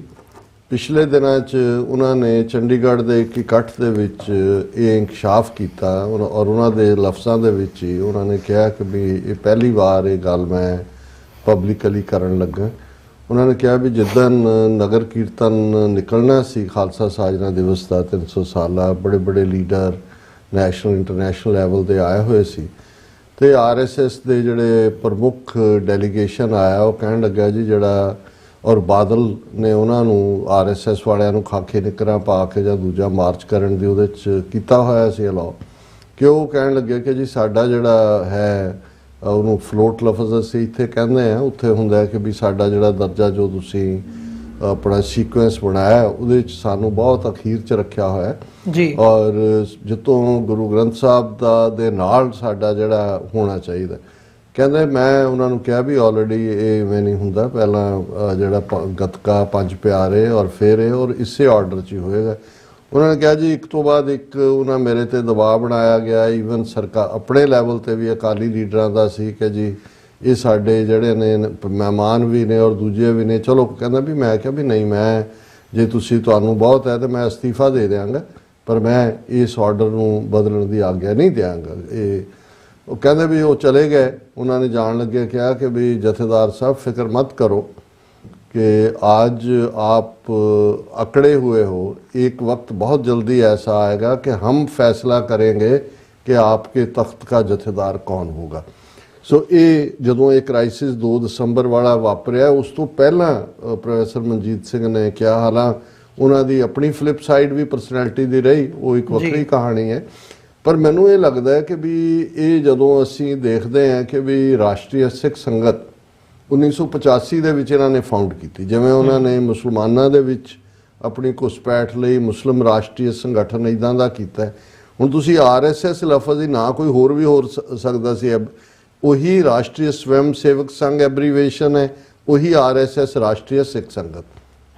ਔਰ ਉਹਨਾਂ ਨੇ ਉਹਦੀ ਕਿਵੇਂ ਚੋਣ ਕੀਤੀ, ਕਿਵੇਂ ਉਹਨਾਂ ਨੇ ਉਸ ਦੇ ਲਈ ਰੁਲਦਾ ਸਿੰਘ ਨਾਂ ਦਾ ਬੰਦਾ ਜਿਹਦਾ ਇਹ ਦਾਅਵਾ ਸੀ ਕਿ ਜੀ ਮੈਂ ਦਮਦਮੀ ਟਕਸਾਲ ਦੇ ਵਿੱਚ ਟ੍ਰੇਨਿੰਗ ਲਈ, ਮੈਂ ਸੰਤ ਕਰਤਾਰ ਸਿੰਘ ਹੋਰਾਂ ਦੇ ਵੇਲੇ ਤੋਂ ਜਾਂ ਉਹਨਾਂ ਦਾ ਸਟੂਡੈਂਟ, ਇਹਨਾਂ ਦਾ ਸਟੂਡੈਂਟ। ਔਰ ਮੈਨੂੰ ਕੋਈ ਸ਼ੱਕ ਨਹੀਂ ਹੈ ਕਿ ਇਹਨਾਂ ਨੇ RSS ਨੇ ਕਿਵੇਂ ਦਮਦਮੀ ਟਕਸਾਲ ਦੇ ਵਿੱਚ ਆਪਣੀ ਥਾਂ ਬਣਾਈ ਹੋਏਗੀ। ਜਦੋਂ ਅਸੀਂ ਹੁਣ ਦੇ ਕੁਝ ਸਮਾਂ ਪਹਿਲਾਂ ਹੀ ਮਹਾਰਾਸ਼ਟਰ ਦੀਆਂ ਇਲੈਕਸ਼ਨਾਂ ਵੇਲੇ ਦੇਖਦੇ ਹਾਂ ਕਿ ਬਾਬਾ ਹਰਨਾਮ ਸਿੰਘ ਧੁੰਮਾ ਜਿਹੜੇ ਨੇ ਉਹ RSS ਦੇ ਸਾਰੇ ਵਲੰਟੀਅਰਸ ਦੇ ਨਾਲ ਪ੍ਰੈਸ ਕਾਨਫਰੰਸ ਬੰਬਈ 'ਚ ਬੈਠ ਕੇ ਹਿੰਦੀ 'ਚ ਦਿੱਤਾ ਨੋਟ ਪੜ੍ਹ ਕੇ ਕਹਿ ਰਹੇ ਨੇ ਕਿ ਜੀ ਵੋਟਾਂ ਜਿਹੜੀਆਂ ਨੇ ਉਹ BJP ਨੂੰ ਪਾਓ। ਫਿਰ ਅਸੀਂ ਉਸ ਤੋਂ ਬਾਅਦ ਦੇਖਦੇ ਹਾਂ ਕਿ ਵੀ ਉਹ ਮਹਾਕੁੰਭ ਦੇ ਨਾਂ ਥੱਲੇ ਚਿੱਟੇ ਪਹਿਰਾਵੇ ਦੇ ਵਿੱਚ ਬਾਪੜਿਆਂ ਦੇ ਨਾਲ ਉਹ ਜਿਹੜਾ ਗੰਗਾ ਦੇ ਵਿੱਚ ਡੁਬਕੀ ਲਾ ਰਹੇ ਨੇ, ਬਿਲਕੁਲ ਜਿਸ ਨੂੰ ਜੇ ਹੁਣ ਤੁਸੀਂ ਉਹੀ ਕਿੱਥੇ ਉਹ ਸੰਤ ਜਰਨੈਲ ਸਿੰਘ ਭਿੰਡਰਾਂ ਵਾਲਿਆਂ ਦੀ ਸ਼ਖਸੀਅਤ ਜਾਂ ਉਹ ਦਮਦਮੀ ਟਕਸਾਲ ਦਾ ਔਰ ਮੈਂ ਅਕਸਰ ਇਹ ਕਹਿੰਦਾ ਵੀ ਜੇ ਸਿੱਖ ਇਤਿਹਾਸ ਦੇ ਵਿੱਚ ਸੰਤ ਜਰਨੈਲ ਸਿੰਘ ਭਿੰਡਰਾਂ ਵਾਲਿਆਂ ਨੂੰ ਦੇਖਣਾ ਹੋਏ ਤੇ ਬਾਬਾ ਬੰਦਾ ਸਿੰਘ ਬਹਾਦਰ ਜਿਹੜੇ ਸ਼ਾਰਟ ਪੀਰੀਅਡ 1708 ਦੇ ਵਿੱਚ ਹੀ 10ਵੇਂ ਪਾਤਸ਼ਾਹ ਦੇ ਜਿਹੜਾ ਉਹ ਚਰਨੀ ਲੱਗਦੇ ਨੇ ਔਰ 1716 ਦੇ ਵਿੱਚ ਉਹਨਾਂ ਦੀ ਸ਼ਹਾਦਤ ਹੋ ਜਾਂਦੀ ਹੈ। ਵੀ ਜਿਵੇਂ 8 ਵਰ੍ਹੇ ਦੇ ਵਿੱਚ ਬੰਦਾ ਸਿੰਘ ਬਹਾਦਰ ਨੇ ਜੋ ਜਲਵਾ ਦਿਖਾਇਆ, ਉਵੇਂ ਹੀ ਸੰਤ ਜਰਨੈਲ ਸਿੰਘ ਭਿੰਡਰਾਂ ਵਾਲੇ 1977 'ਚ ਸੇਵਾ ਟਕਸਾਲ ਦੀ ਮਿਲਦੀ ਹੈ, ਜੂਨ 84 ਸ਼ਹੀਦ ਹੋ 7 ਸਾਲ ਦਾ ਪੀਰੀਅਡ ਹੈ।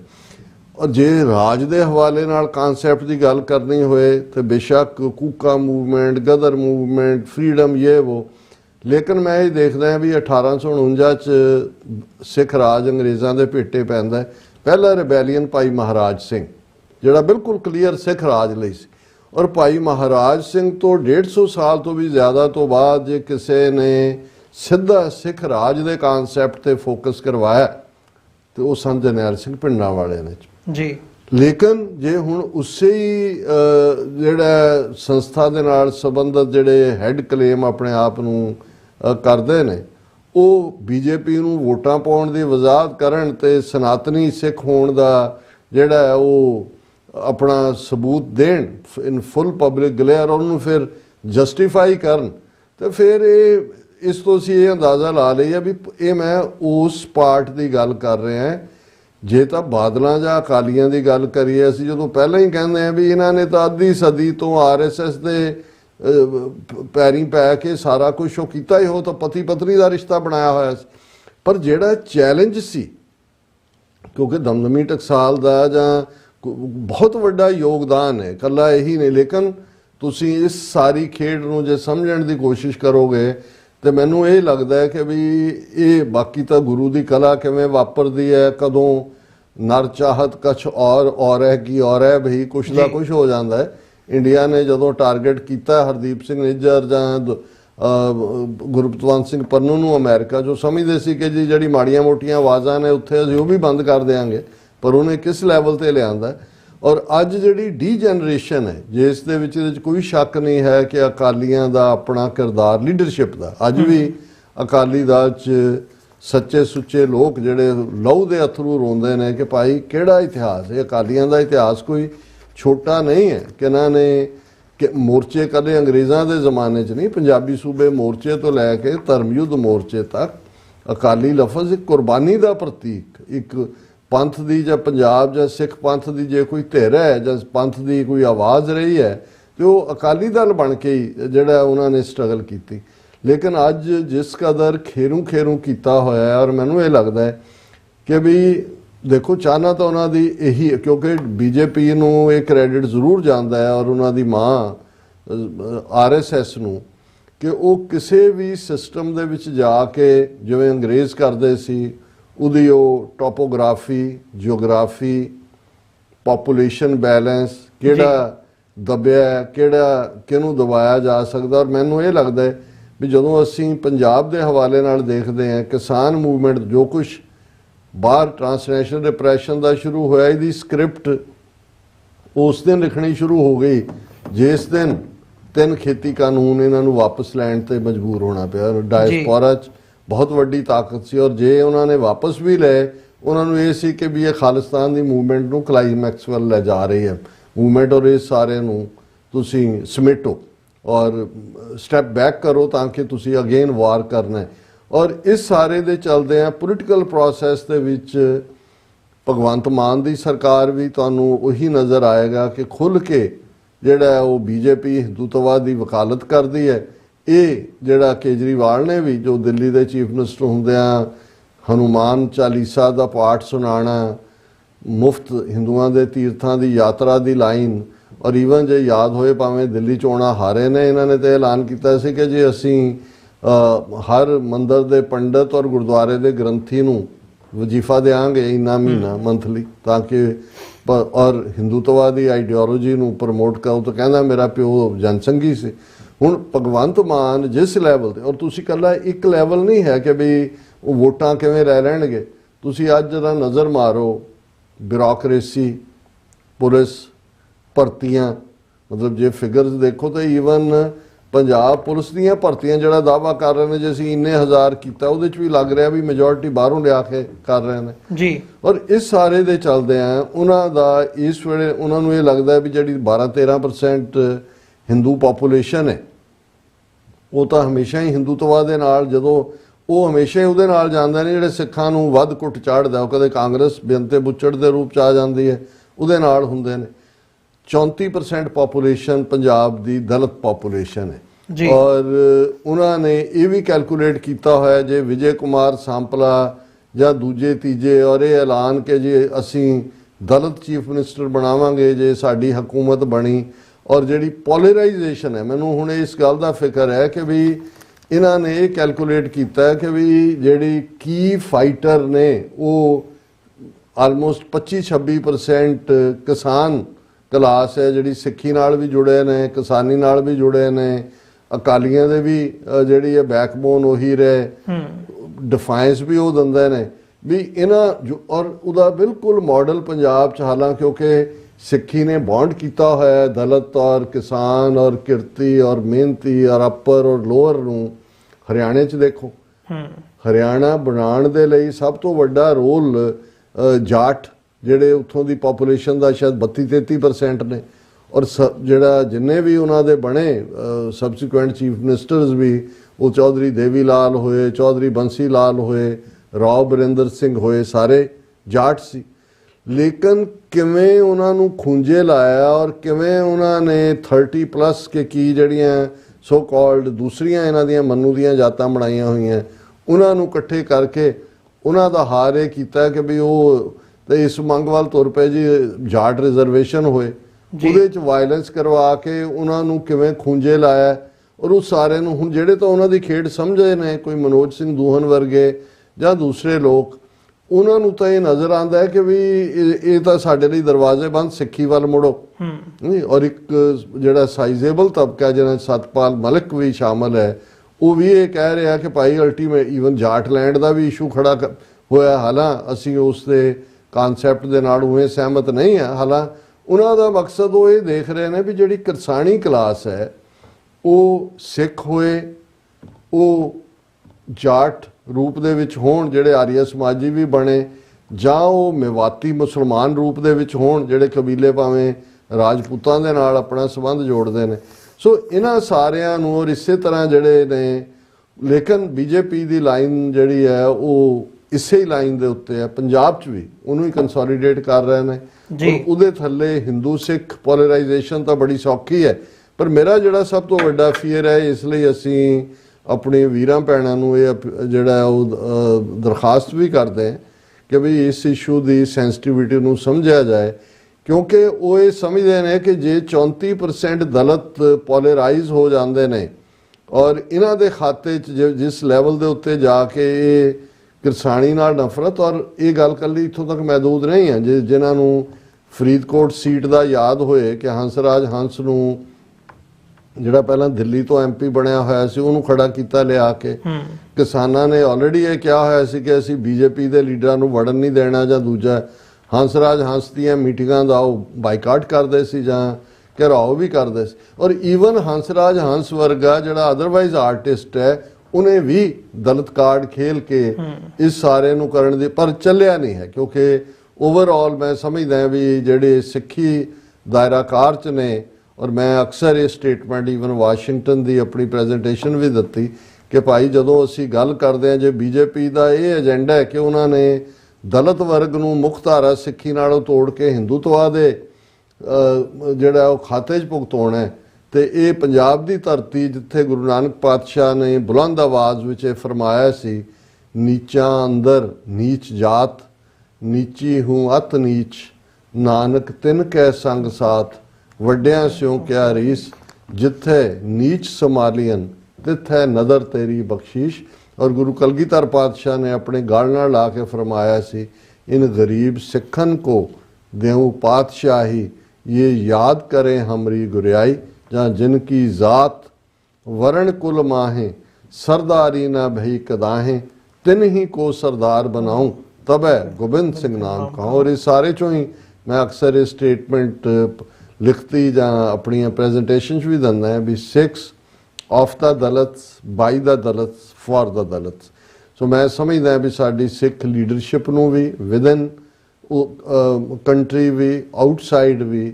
ਇਸ ਇਸ਼ੂ ਨੂੰ ਬੜੀ ਸੈਂਸਿਟਿਵਲੀ ਹੈਂਡਲ ਕਰਨ ਦੀ ਲੋੜ ਹੈ, ਕਿਉਂਕਿ BJP ਦੀ ਸਕਸੈਸ ਇਸੇ ਹੀ ਇੱਕ ਏਜੰਡੇ ਚੋਂ ਨਿਕਲ ਸਕਦੀ ਹੈ। ਔਰ ਜੇ ਤੁਸੀਂ ਪੰਜਾਬ ਤੁਸੀਂ ਅਸੈਂਬਲੀ ਚੋਣਾਂ ਦੇ ਹਵਾਲੇ ਨਾਲ ਗੱਲ ਕੀਤੀ, ਜੇ ਤੁਸੀਂ 117 ਸੀਟਾਂ ਨੇ,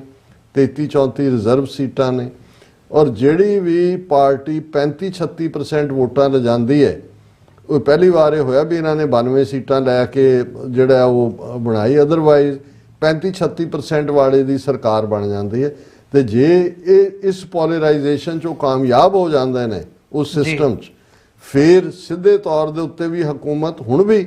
ਕੋਈ ਜੇ ਨਹੀਂ ਹੈ, ਜਾਂ ਭਗਵੰਤ ਮਾਨ ਦੀ ਹੈ, ਜਾਂ ਪਹਿਲਾਂ ਅਮਰਿੰਦਰ, ਸਾਡੇ ਖਾਲਿਸਤਾਨ ਦੇ ਪਰਸਪੈਕਟਿਵ ਤੋਂ ਸਾਨੂੰ ਇਹ ਕਲੈਰਿਟੀ ਹੈ ਕਿ ਵੀ ਅਸੀਂ ਆਪਣੇ ਨੇਸ਼ਨ ਲਈ ਲੜ ਰਹੇ ਹਾਂ, ਲੇਕਿਨ ਲੋਕਲ ਲੋਕਾਂ ਦੇ ਵਿੱਚ ਅੱਜ ਲੋਕ ਪਛਤਾਉਂਦੇ ਨੇ ਕਿ ਵੀ ਅਸੀਂ ਆ ਕਿਹਨਾਂ ਨੂੰ ਜਿਹੜਾ ਪਾਵਰ ਦੇ ਦਿੱਤੀ। ਪਰ ਲੋਕ ਅੱਕੇ ਹੋਏ ਸੀ ਕਿ ਵੀ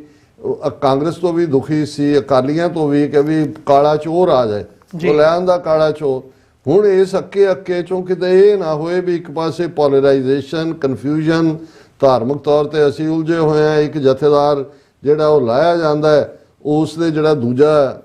ਨਾਲ ਹੀ ਬੈਠਾ, ਇੱਕ ਦੀ ਪੱਗ ਲਾਈ ਹੁੰਦੀ ਹੈ, ਦੂਜਾ ਕਹਿੰਦਾ ਮੇਰੇ ਸਿਰ ਤੇ ਧਰ ਦਿਓ, ਉਹ ਲੋਕਾਂ 'ਚ ਜਾਂਦਾ, ਲੋਕ ਜਿਹੜੇ ਨੇ ਉਹਨਾਂ ਨੂੰ ਮਨਜ਼ੂਰ। ਸੋ ਸਿੱਖਾਂ ਨੂੰ ਤਾਂ ਉਹਨਾਂ ਨੇ ਮਲਟੀਪਲ ਇਸ਼ੂਜ਼ ਤੇ ਉਲਝਾਇਆ ਹੋਇਆ, ਤੇ ਇਸ ਸਾਰੇ ਦੇ ਚੱਲਦਿਆਂ ਕਿਤੇ ਇਹ ਨਾ ਆ ਜਾਏ ਕਿ ਭਾਈ ਇਹਨਾਂ ਨੂੰ ਵੀ ਜਿਹੜਾ, ਚਲੋ ਬਾਕੀਆਂ ਨੂੰ ਤਾਂ ਦਿੱਤਾ ਹੀ ਹੈ ਮੌਕਾ, ਇਹਨਾਂ ਨੂੰ ਵੀ ਦੇ ਦਿਓ। ਔਰ ਇਹ ਨਾ ਵੀ ਹੋਏ, ਜੇ ਜਿਹੜੀ 25-26% ਕੋਰ